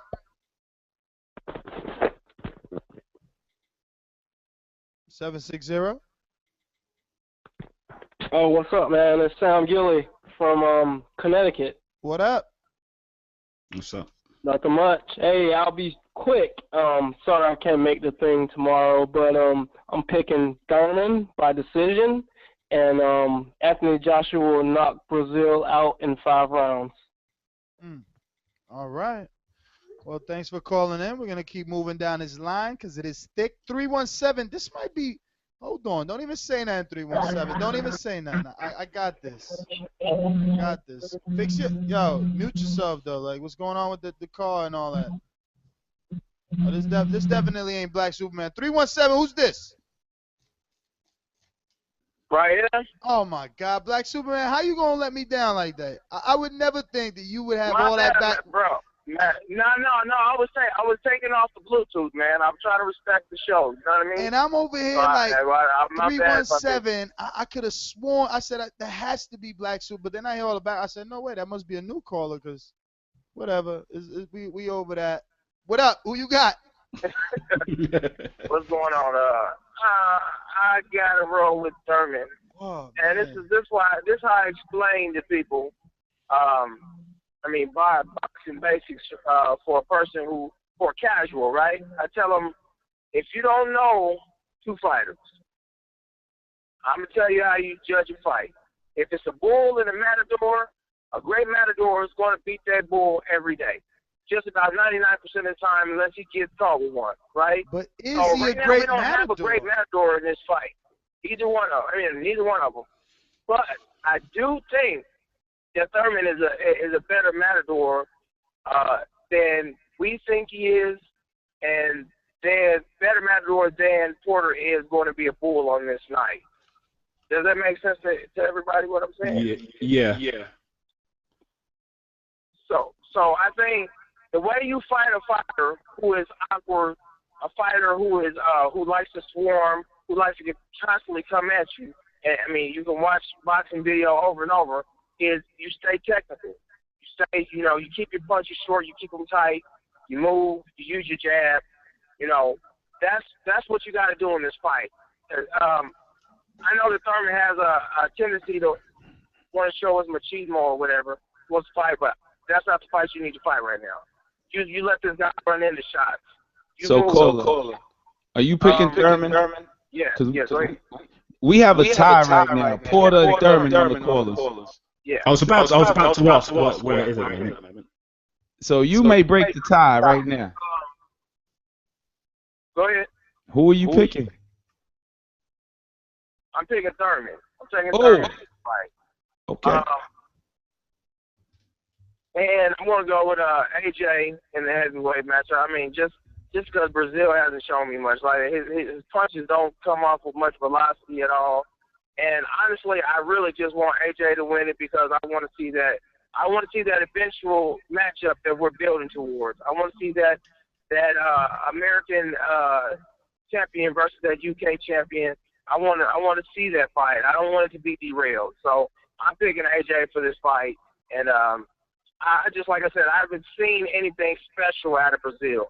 And whether or not you think he's ready, whether or not you think he's on that level yet, with only 15, 16 fights, you can see that he has a special talent, a special skill set with AJ. So that's why I'm going to go with him. That's why I'm pulling for him. I expect him to knock Brazil out. But yeah, sorry I can't get out there for you, man. I'm on this crazy ass work schedule. Man, I don't know. Y'all need a Midwest correspondent to let me know because I'm all in here. Email, buddy, email. We're going to get callers. Let me correct myself. I'm sorry. I wrote Black Superman down as soon as he made his Thurman pick. We are now officially a tie, Thurman and Porter, on the prediction night. All right. 347, you're up. Hello. Hello. Hi. 347, really? Yeah. Really, 347. Not Masterpiece anymore. Masterpiece. Oh, that was the producer dropped the ball. He's not around. He's not around. What up, guys? What's Hi, up? James. Are you still there? Hey, James. Casual. Hi. James went to the bathroom or something. Yeah, I know. James got a killer bladder problem. Holy fucks. He got a featherweight bladder. Who's there? Who's there? Wingy? Wingy. Big Wingy up. Yep. Yeah, what's up? Big Wingy Bear. Oh, Biggie Wingy. What up? Wingy Poo. I'm Masterpiece and probably the only female caller. What's up? You good? I have a gift for you when you come to the party tomorrow night. That's all I'm in. Yeah, I'm about to make my picks. I'm going with Thurman. I think I said that last time when this whole fight thing was being negotiated. So I've been going for Thurman since the first time, and I'm still going for him. I don't know why. I just think Thurman is going to be in the office the whole night. I don't think he's going to engage Porter. And I think Porter might just get frustrated and eventually just chase him around the whole fight. Do you think we're going to see the kind of performance from Thurman that we saw in the Bundu fight? He's going to box long and keep it long and be patient. Is that the kind of performance you see? I think so. I think so. I mean, if you heard his interview that TVV had with him and what he was saying, he was saying he was gonna knock him out. Fine. That's all we always. I think that's always sometimes something a boxer would say. Oh, I'm gonna knock him out. But I think that Thurman also hinted at how smart he thinks he is. Yeah, yeah. That right there kind of made me feel like, okay, this guy is gonna try to do something smart when he's fighting Porter, and I think that smart means I'm going to frustrate this guy and run rings around him and all that kind of stuff. And I think that's just gonna happen with Porter, because I think with Porter, one of the things I've seen when he's fighting is that he's a great fighter. I think he's really good. And I'm still trying to put my finger on it, but I think Wood was onto something when he was talking about Porter's father and their relationship. I also kind of agree that Porter really, I don't think Porter, I think Porter needs another trainer. No, nothing against Ken Porter, but I really feel like he does. And one of the things and going back to what I was trying to say about Porter and his fighting, I think he really started getting very passionate and really like ahead of himself. And I think that's one of the reasons, I think that's something that Thurman is going to try to take advantage of. And I think that's what he meant to say when he says, I'm going to fight smarter. But I think if he does fight smarter, I think it's good for him to get the win. But I do believe that people are going to say, he was running. Because in the Bundu fight, a lot of people said it was running. So if he does adopt that approach, they're going to say, well, he got the win, but how good is he really? He ran, he didn't fight. Do you think that's going to be the case, Monster Piece? How did Brooke get the win? How did Brooke get the win against Porter? It was by from what I was seeing. So at the end of the day, they're going to try to figure out a way to win against Porter. Is either offensive or clinging on to him, but they're not going to fight this man. Cool. Well, all right, Monster. I think that's what's going to happen. Anyways, I have bad news, Ness. I don't think I will be able to make it tomorrow. I have a trip coming up this weekend, and I really wanted to be there, but I was like so excited. I was trying to make it work, but I'm going to be out. People are going to be mad at you. They was expecting your Dominican cousins you talked about. I know. And I wanted to meet Georgie Porgy so bad. I think Wood said he was going to be there. Man, I wanted to meet Casual. I wanted to meet the guys. I wanted to meet all of you guys. You know how I feel about boxing. Next time. Getting an opportunity to meet you guys actually talking about it would be awesome. Next time is no problem. Thanks for calling in, Masterpiece. Hey, just so you know. Good night, guys. Good night. Good night. Hey, Wingy and Jameson and Hardcore Ness. Round 4, the hematoma, Thurman's hematoma was surfacing against Guerrero, and it appeared that he was doing boxing. He was boxing a lot. Yeah, but wasn't that from a headbutt though? That wasn't like it was from a punch. So he started off fly, fresh, sharp, snappy, but he was boxing round 3 and 4, and then winded up with a hematoma, and that's going to be his downfall, man. I'm trying to find a word for it. And we're gonna go to a caller. That was actually good, Casual. Good breakdown. Slug, I'm back again, son. Who's this, Slug? Who else we got? We got James. We got you. Slug, and, we got other callers, right? Fan, right? Huh? You know we got other callers, Slug, that haven't been on. Yeah, I know, man. Let him do his thing, man. Check this out. I'm picking Thurman. Well, I'm definitely going with Thurman on this fight, man. Anthony Joshua fight, I'm going with Joshua. Second round body punch to knock Brazil out, man, because these look like a damn beanie baby bag, man. You need to type responses and shit, kid. I can't really feel it. His last fight was against a 40-year-old dude, right? You said Brazil looks like a beanie baby. Yeah, well, he was 44 actually. No, the dude, Brazil, his last fight was with that 40-year-old guy, right? Mansoor. Right? Yeah, Mansoor. Yeah. Yeah, he barely got out of that fight with his ass, because I thought he was gonna lose, man. Then the dude bit down on his tongue or something like that and had to quit. But if that hadn't happened, his ass would have been grass, bro. For real. He got dropped in that fight, didn't he? Quit, yo. even though the 40-year-old dude was gassing out, he was still whipping his ass or something. You know, and I was like, whoa. And then he gonna fight Anthony Joshua. I get a dude 2 rounds at the most. It's not even gonna be a head punch, it's gonna be a body shot to knock his ass out, yo. Caller, did Brazil get dropped in that Mansour fight? He did, didn't he? Huh? I said, did Brazil get dropped in that Mansour fight? Yes, he did. Yeah, He he did. did. Twice. He sure did.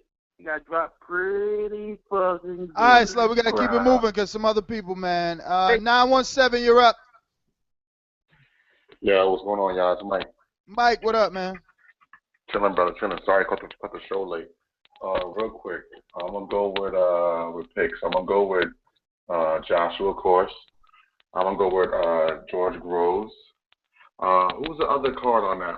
Who's the other the fight on that card? I know there's 3. There's Joshua, Groves, and another fight. I can't remember. But it'll come back to me. But as far as Thurman. That's wingy territory. Wingy, what's the 3rd fight on that card? Chris Eubank Jr. and Tom Duran. Oh, yeah. Of course. And then, of course, Eubank, yeah.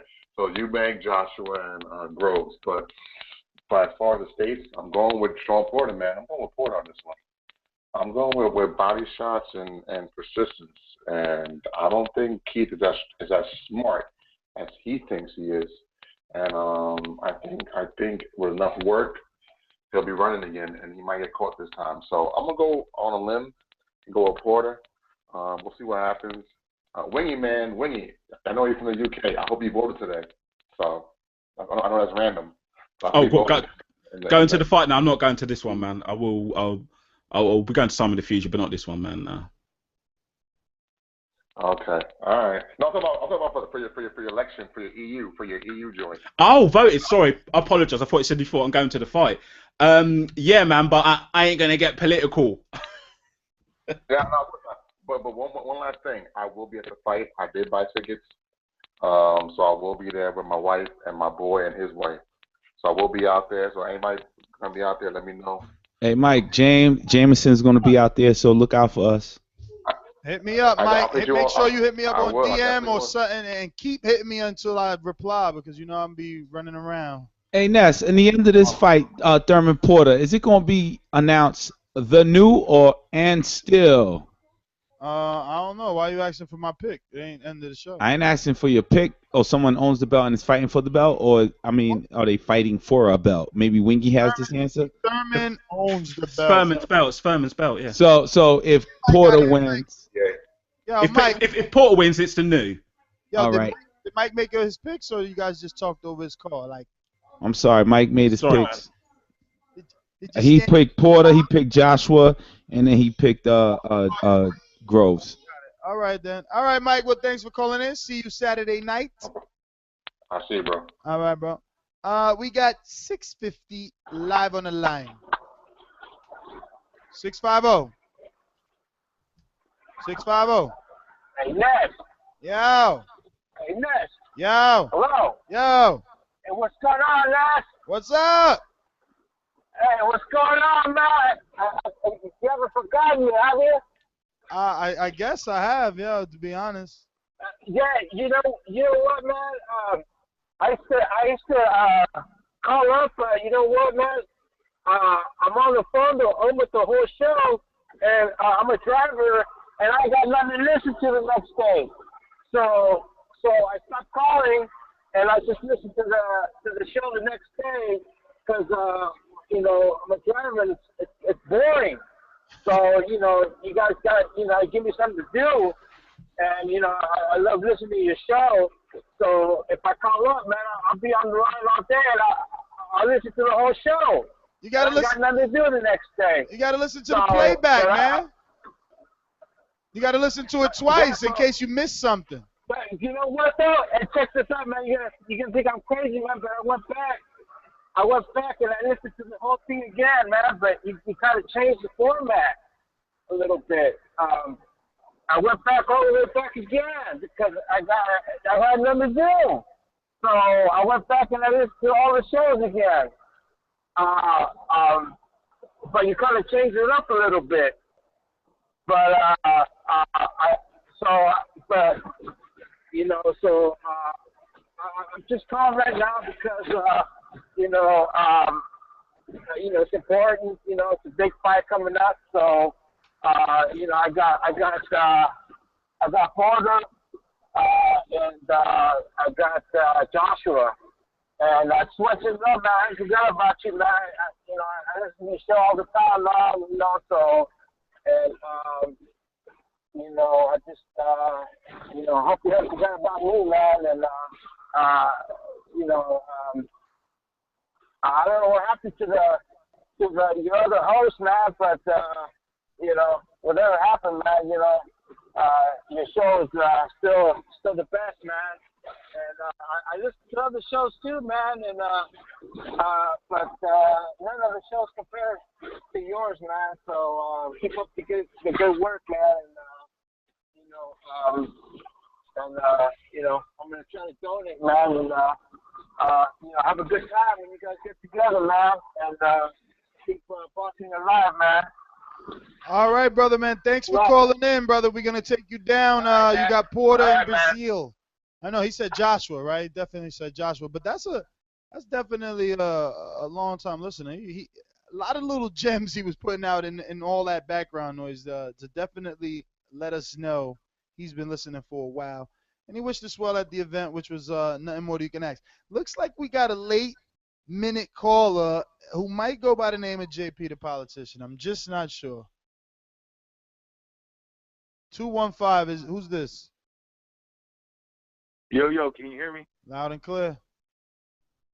All right, hey, I'm a long time listener, man. I've been listening to you guys basically since you started. I might have called in 3 times. I just enjoy listening to what you guys put out. I think this is the top show. I look at Game of Thrones on demand just so I can roll with you guys for 10, 15, however long you guys go. Damn. So definitely you guys doing a good job. Casual, you might have to change your name because you're getting smarter and smarter as far as your picks, as far as your different commentary. I'm digging that. Nets regulating as usual. James, I agree a lot with James. Believe it or not, I agree a lot with James. And Wingy, you're bringing a lot to the show. I like what Wingy's bringing to the show. I like the UK perspective. Thank you. Right now, if I'm not mistaken, they got more champions than we got. So, I don't know what's going on there, but we got to go on in the U.S. we got to get our game up. But here's my pick. Brazil is going to get massacred. Brazil's getting massacred. I'm just leaving it at that. I see Brazil going down in less than 4. And he's going to go down like a tree. He's going to get hurt. Definitely, he to me, he always looks shaky. When you watch the fight, look how shaky he's going to look. He's going to look scared. And he's going to get caught. And Joshua's going to roll in there with a lot of confidence. And he's going to lay the wood on that kid. Caller, quick question. Brazil versus Charles Martin. Who would win? Brazil would beat Charles Martin, I think. Okay, cool. Carry on. I definitely think Brazil would beat Charles Martin. Charles Martin just he played the role, did a lot of smiling, put it on his, little hat and his little robe or whatever. But he really just looked like he didn't want to win the fight. And as soon as he got caught, it was pretty much over. And, I like Joshua. I'm a Fury fan. That's my guy. But, over Bomb Squad, I'm rolling with Bomb Squad. I think Bomb Squad gets a piece of all those guys. But that's future stuff. And then I'm also going to take Groves. I'm going to go ahead and go with Groves. And then as far as the American fight, I've been over and over. I've been thinking about this, but I think I came up with this concept. I think it's going to be Shawn Porter's going to get caught, and they're going to have a nice little swing at each other. And Shawn Porter is going to be like a high-low. Shawn Porter's going to go for the body, and Thurman's going to go up top, and he's going to catch him. I don't think he's definitely not going to knock Shawn Porter out. But Thurman's going to outbox him. Thurman is not going to run. I think Casual said something about it's going to be a Chavez type of. It's going to be a Chavez won some rounds with Thurman, but eventually Thurman put that one time on him. with that one time on him. So don't duck me, son. So casual, put me down. Don't duck me, son. Wait. Who do you want to go down with? I ain't afraid to let my hoe go. Wait. Who do you want to go down with? I'm going down with Keith. One time, Thurman. Right, like going down, like hitting the canvas, and everybody goes, "Wow!" Nah, he's voting, man. Stick Oh, okay, voting. My fault. I thought you meant like going down with Thurman, like round 12 and shit. No, All right, so you got it. 160, 112. Got it. I'm gonna write that number down too, because if it's not that, you still eat crow. I don't have no fancy name like Slug and all that. I'm just Brian. Brian is picking Thurman, ladies and gentlemen. No 4Gs or no cool name. Wingy's a fat name, so you can call me B Wingy. I don't give a shit, but you know, Thurman all the way. Because I'm telling you, Thurman is going to outbox him. He's going to try to rush him, and Shawn Porter's going to get caught leaning, trying to go in, and Thurman's going to catch him. But Thurman's going to do enough to outwork him. Hey, but Thurman went to round 8 with Guerrero, and he's looking real slow. Porter, round 10 against Devin Alexander, still energized. You know what I mean? Still slugging it out. This is different. There's match. Styles make fights. That's the card. If this was a game of Uno, and I would say draw 4, I would. This is my card. I would throw the draw 4 card. That sounds cool and all, but that ain't going to happen. That sounds beautiful. I mean, you coming up with some good quotes, man. Hey, you're the, I don't know, you're not just a casual. You're above casual now. I don't know what you're definitely. 90 seconds. Nah, I'm casual, man, because I don't know George Groves and Martin Murray. All I know about Martin Murray is that he has tattoos. That's it. And he fought, who did he fight? Golovkin? Yeah, he fought Golovkin, yeah. And then who else did he fight? He fought Cotto? No. Felix Sturm. Nah, I don't even know him. But, all right, there we go. Sergio Martinez is who he fought, and a lot of people think that he beat Sergio. Arthur Abraham? No, all right, done. 60. Draw 4, Brian. Brian, draw 4. All right, man. You already heard what I called. I called Thurman, and I don't eat crow. I don't eat crow. All right, so I called Thurman, and I'm gonna stick with it. And you know what? I've been listening to you guys forever, and I only called 3 times. I started to get the new call listener joint going because it's been like a year and a half since I called. But it's all good. Put me down for Thurman. I'm out. All right. Got you, Brian. Peace. So it is that time. Damn, Drop that beat. Actually, now we got another caller here on Skype. Jason 10 Shaw. seconds. Oh, I gotta hit this. Actually, no. And he got something playing in the background anyway.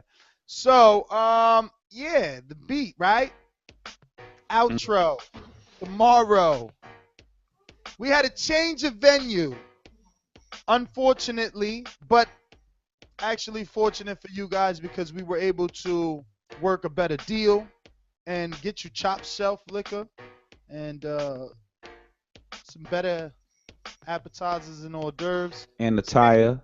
Yeah, and the attire, which was important. You know, a couple of people did not appreciate dress code, and now there is no dress code, right? It's a casual event. No, not to be confused with me. You know what I mean? Just think about Casual Fridays. It's Casual's event, part of the boxing voice, but Wait a minute. I think we need to stop there. We forgot to do the official picks, though. Wingy, you need to make your official pick. Drum rolls, please. That's right. Where's the picks at? I don't think I got a drum roll up in here. Actually, I do have one. I don't know where it's at, though. We're going to look for it while someone goes. I got Thurman. I think Thurman's going to take it on points. It should be a clean, clinical fight. I think it's going to be tough at first. Porter's going to be energized at first, but as the fight goes on, we're going to see nice, smooth boxing, and I think Thurman's going to take it. I don't think he's going to knock him out, but I think he's going to take it. Don't duck me, son. Thurman, huh?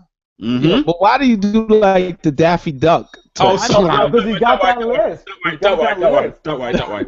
It's just a habit. Don't worry, brother. I don't think Thurman has that bad of a list. No, he doesn't. Wow. It's just me being. I'm just doing my thing, man. Just Yo, wait, don't let them back you up. Yo, he does, though. He does have that list, and you know he does. He doesn't have a list that bad. I'm just playing, man. It's just casual. He's got the guns out. It's all right, casual. I see you, brother. I see you, man. I didn't even recognize my guns out, but that was cool. That's cool. You guys are nice with the boxing talk. You can't keep apologizing for everything you say, Wingy. You gotta stand up. But it's the natural British politeness, brother. I'm just a polite cordial. No, you can't do that with Ness. He's from the Dominican Republic, so you gotta treat him like him. You gotta put him in his place. You gotta crack it. No teeth crickets over here. Go ahead, James. Make your pick. Shit, I got Porter. Been saying that. And then I got George Groves outboxing Murray in a tough fight. Anthony Joshua beats Brazil within 7. That's about it, right? That's the main ones. Yeah, and I've got Joshua in 3, and I've got Groves on points. Yo, what about Javier Fortuna versus Sosa? I think Fortuna's going to win. Is anyone picking Sosa? I've got Fortuna in that fight, yeah. All right. Fortuna. I'm going with Fortuna, but Sosa looked good in the Walters fight. So, Ness, you should close the show with your picks. You want me to go before you? Oh, go ahead. Yeah. I'm gonna keep it real gentle, because I believe Porter will throw intelligently. He throws from all directions. I believe in Porter. My definition of athlete is trained in physical agility, stamina, and strength. MD had a different definition, and Porter has all 3, and so does Keith Thurman. Thurman hurt in the 5th round, slowing down prior to that liver shot that he caught. Raised my eyebrow. The more you hear, you cringe. The more you hear about this fight, you cringe before making your pick. Because it is that close of a 50-50 fight. I am going with Shawn Porter, ladies. Yo, casual, you're so close to that mic right now. I feel like I'm on a late night show. I'm gonna. I am make my Porter. Casual love hour. All you pretty women out there, shout out to all the pretty women. Yes, today was a great day. And that's all he's saying. So Shawn Porter, and I'm gonna go definitely with Anthony Joshua. He got that step on the foot, and then bow, you ain't going nowhere. Oh, that's that Kevin Hart combo. Yeah, Kevin Hart combo. Bow, you're not going nowhere. And yeah, Brazil, man. I wish him the best, but I don't think he's coming home at all. No, I don't think he's coming home. I don't think he's coming home victorious. Just Anthony Joshua is that dude, man. He's the guy that climbing up the ladder quickly. UK, baby. I'm not going to go like UK or USA. I'm just saying he is the guy. Right? And Groves and those guys, like, I don't know them, so. This is stupid. Exactly. Stupid. Focus on the foot. Mm. Okay? I didn't hear you say anything about a foot. We're in the fight, I'm going to step on your foot. If I got your foot, get away. Ain't no getting away. I got you. See that? Where you going? Now, look at me. That's what we're going to see. Why don't we do this? Why don't we just find some gear, and you guys can display it like a sparring, a sparring session. Let's do it real. Let's just take a time out. Why don't we do this? Why don't I'm gonna need your help with the bags, and we come back small, here. Yeah, but we should get it together. You stay. Yeah. You stay. I want to make sure that you come back. Okay. Yeah. Well, we gonna come. He wants to make sure you come back. You got your phone on you? I'm gonna call you in a second. Just answer the phone. Yeah. Let's get out of here now. Listen, he was about to kill Kevin Hart, so thank God he left. Yo, that guy's getting a lot of publicity, man. It's Anthony Joshua. Anthony Joshua is quick. You know what that is, right? And I remember maybe a month or two ago, The Rock. You keep going to different stories. I just kind of became your accomplice in this Anthony Joshua story. Now you're burying my pick for real. Everyone made their pick. Thank you, Casual. Okay. You want to not hear what I got to say? I was going to add some credits and some ratings to the show, but you want to go that way? Beast mode today. I've never seen you like this, brother. and you know that we have to still talk about the venue. This guy's been begging for my attention. Who's that? Ness knows a lot, so whoever he picks in, putting money on, whatever. That's definitely sarcasm, believe me. And I did say casual said Porter wins. So wait, so Wingy, you got Porter or Thurman? I got Thurman points. And you got Porter, and he's so okay. We're gonna be split. I'm going Thurman. Whoa, okay. But I thought you're friends with Kenny. He was friends with Ken until he hears this shit. He releases the footage, and all of a sudden now. Oh shit! Nestor Gibbs. Nestor Gibbs. Yo, Kenny's gonna be mad at you, man. He knew it. He knew it. If you think about it, if you remember, there was a show where he said, "I know that's your boy." Like yeah, I do remember him saying that. Yeah. He knows I like boxers. The world knows I like boxers. I want to hear your win. What do you mean? This is the main event. Can we hear your win? Oh, you mean how he's gonna win, or why he's gonna win? Yeah. Well, I mean, it's not a secure pick. I'm sorry, I missed out. I answered the phone call. Who did you pick? What the? Disrespectful, huh? First, you want me to make the pick. I want you to make the pick right now. I missed it. You know, I'm selfish. I'm gonna wear what I'm gonna wear. You called me rustic today. Like I'm like rustic. What does that mean? Like raw, rusty, bricks. Everyone's rustic casual. What are you talking about? I'm like, what does he mean, rustic? Hey James, out of all things from today, he wants to bring up rustic, huh? You said rustic. Who did you pick? Yo, don't even call it what you just said. Yo, casual. You know you almost came. Yo, I'm glad to see all of you on the show today. All of you. I know. Yo, I feel almost compelled. He is. To share an intimate secret with my listeners in hope that they share it. I do not care. I am not afraid of embarrassment. I'm not afraid to start from ignorance. No, it's been an all-day ordeal. It's been an all-day ordeal trying to talk this man off the ledge, but he wants to jump into the cold-ass water. I just want our listeners to have. Man, we should have had the cameras out today. Have some compassion and some sympathy for casual fan, and send him a message. Personal one. Whether on Facebook, Twitter, any form of social media, contact them. Go ahead. The man is about to have a vasectomy for no reason at all. I'm trying to protect my estate. Listen, he knows that he doesn't want to have it. He had a 4 o'clock scheduled appointment, and somehow he got there late, and it didn't go through. So that I'm just telling, those are signs. That's just God showing him, don't do this, my child. Listen, he's been saying God since yesterday. That's a very intimate. Yo, but that burrito spot we hit up though. I'd skip a vasectomy for that burrito spot. That was good. Yeah. I don't blame. Yo, that was a good taco spot. Casual wasn't with us, right? I ate my taco on the way. Oh yeah. You didn't sit down. Yeah. That's why you got there late trying to get the taco. Nah, I couldn't find the place actually. So, are you actually getting a vasectomy here, or am I missing some kind of joke? Nah. I thought this is the in joke which I'm not in with. Yo, it's been like 2 days of talking him off the ledge of this. He's so committed, but he's like on the fence himself. I won't ask why, because it'll be personal reasons, but that's a big choice, man. Why is good enough reason, man? There's a lot of whys, Okay, that's too personal. I'm not gonna ask you that, man. I'll send you Twitter message about it, man. Send me a Twitter message. Twitter message. I don't think it needs to be done, and I think that you guys should convince him against it. They say it's reversible, but you know how they are. It is, and a lot of our listeners are males, and if you you need a vasectomy, I'm not gonna tell you where to go, but if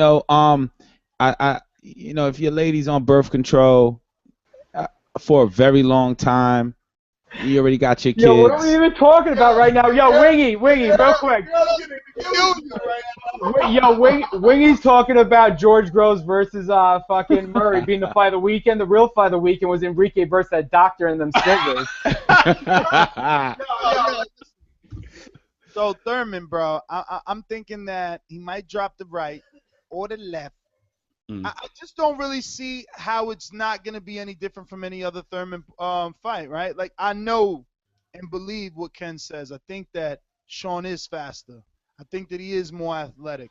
But I also believe and know Keith. And you know, Keith says Shawn is inaccurate, and he is, you know. Inaccurate. If he said inaccurate, he's going to just carry on this. Carry on. Carry on this. He's not accurate, okay? And Yeah. and maybe he is, according to Ken, right? That's why this is a great fight. I hope that he doesn't catch feelings. I mean, he hasn't. I hope I'm gonna see him tomorrow, right? Is it tomorrow? Hopefully tomorrow, right? I don't know. I haven't heard from him though, so maybe the sparring. I don't know. Rubbed him the wrong. But Ness, truth be told, right?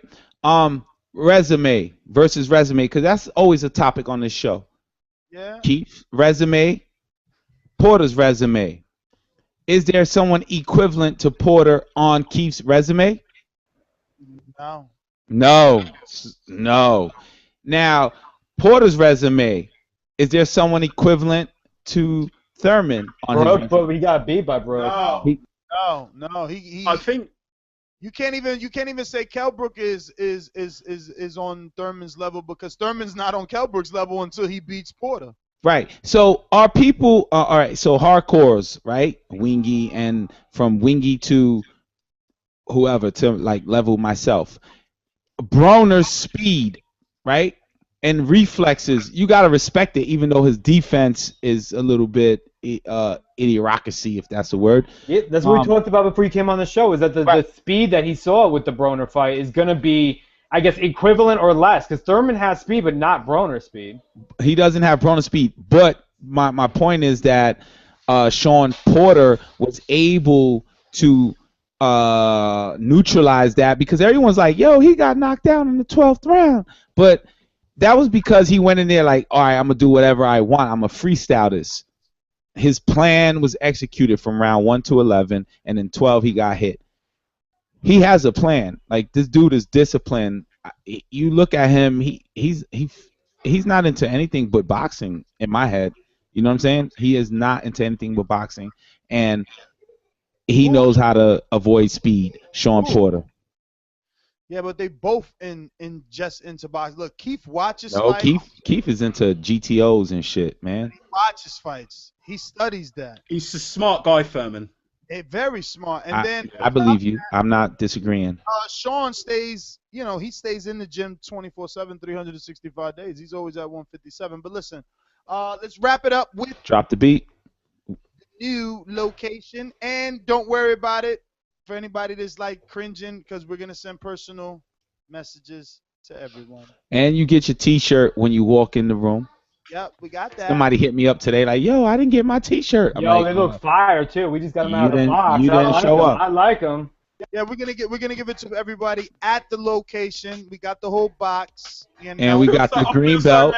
I feel so left out, man. This is terrible. You would have been jet lagged, Wingy. Yeah, man. Hopefully next year. Hopefully next year we can take it over there, or maybe Vegas or Cali, something like that. I'll come over next year, Mrs. Wingy, man. We're coming over. Yeah. Got to, man. You got to. So, Casual, what is the address of the new location, my friend? Oh, damn, you just put me on the spot. I got to dig that up. The place is called 10 Degrees. And because it's cold? No, it's not. It's actually hot, meaning hot as in the best spot that could be chosen. You top shelf drinks. We're still in the low. Can I get margaritas? You can get your margarita with Patron and not like Good about this location, it's a private room as well. right.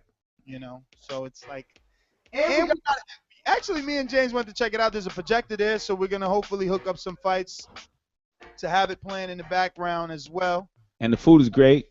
Food is great. The neighborhood is awesome. No, dude owns the whole block. We had the lunch spot that we had, the taco spot. That's his too.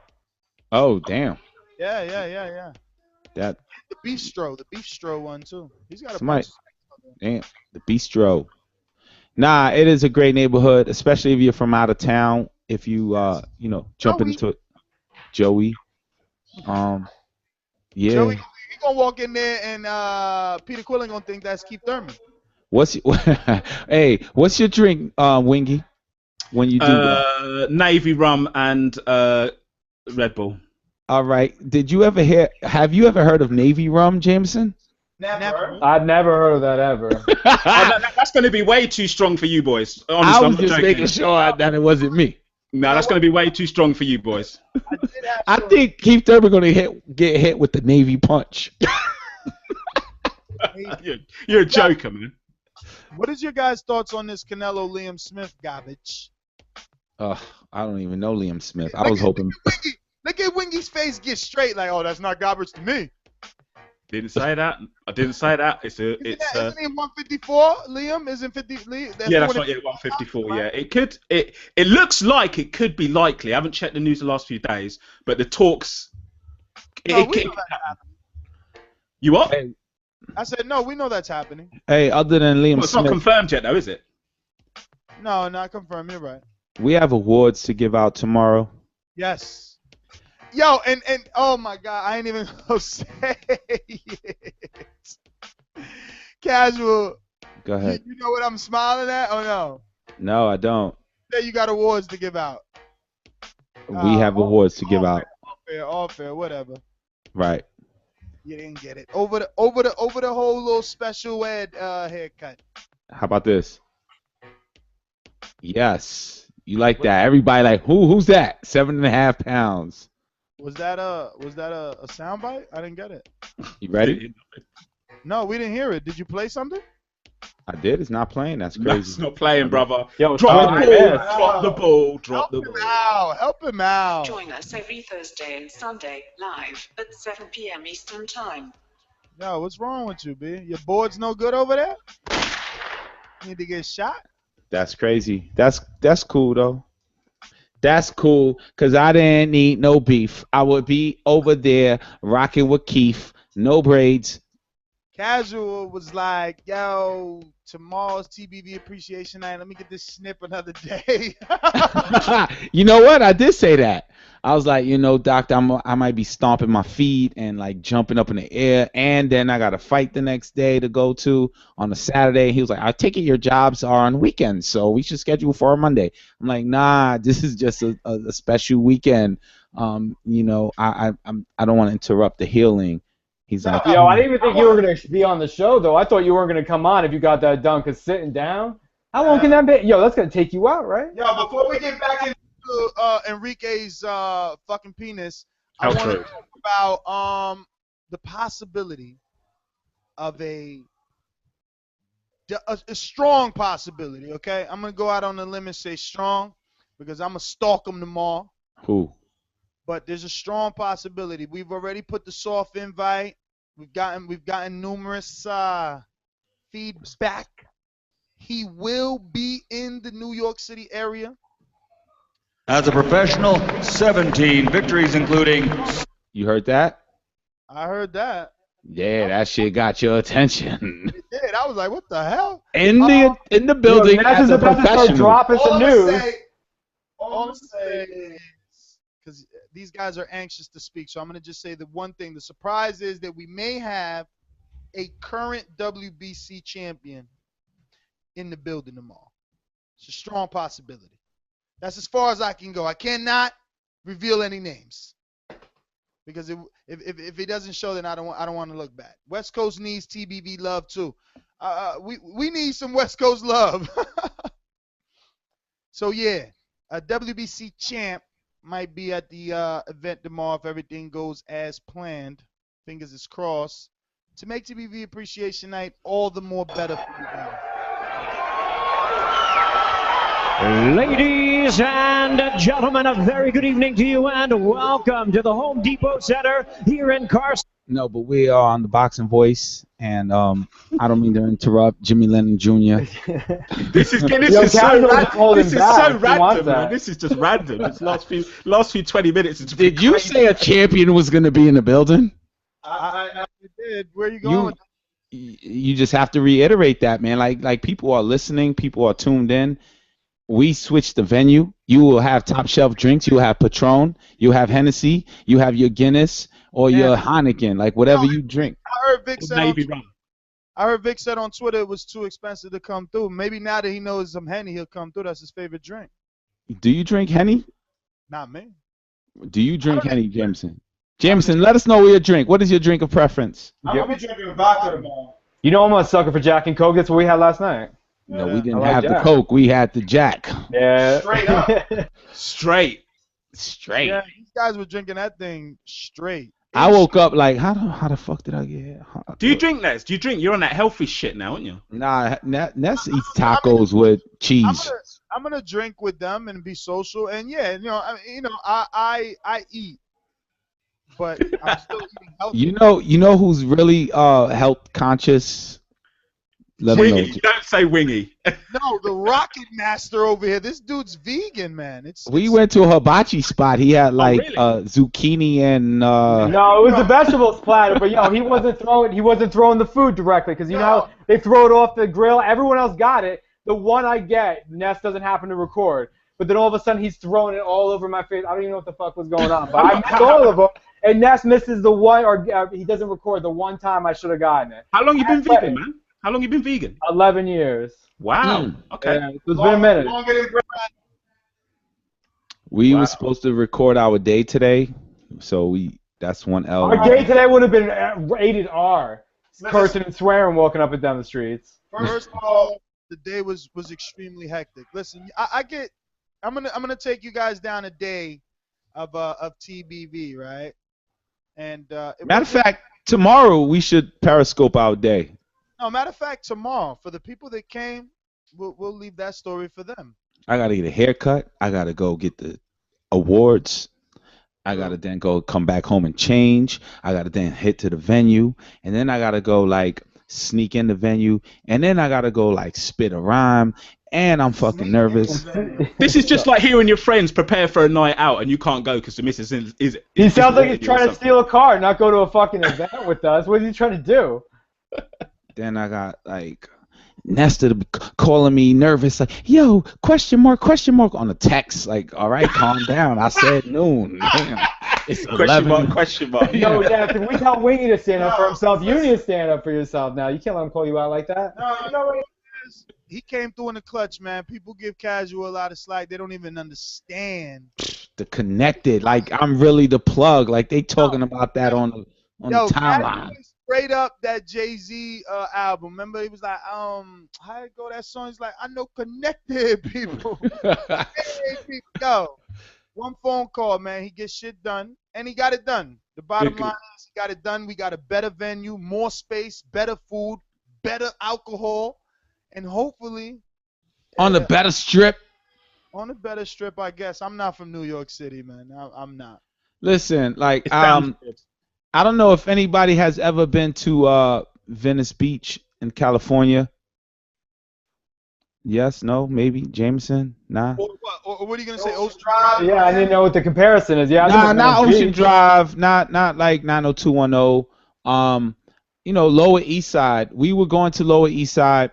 It's the same. Like Hotel Chantel was expecting us to wear blazers and hard bottom shoes with no socks. So we switched it up. We said, nah, our guys are not. Our guys are boxing fans. They're showing up. Like they thought.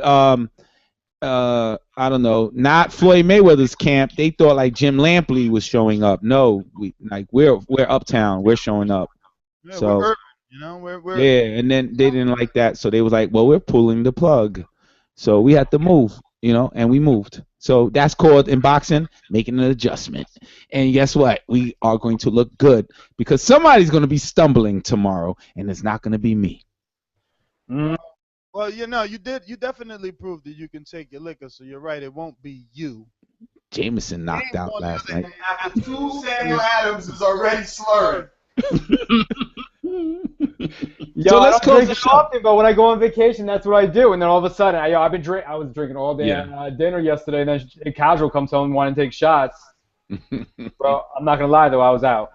Yo, so we're about to end this, man, because now we gotta cross back from New Jersey. See the things that we do back from New Jersey to meet up with some listeners in New York. So Casual say he ain't hanging out tonight. Nah, not tonight. I gotta prepare myself for tomorrow. You know, I'm right now. I'm Shawn Porter.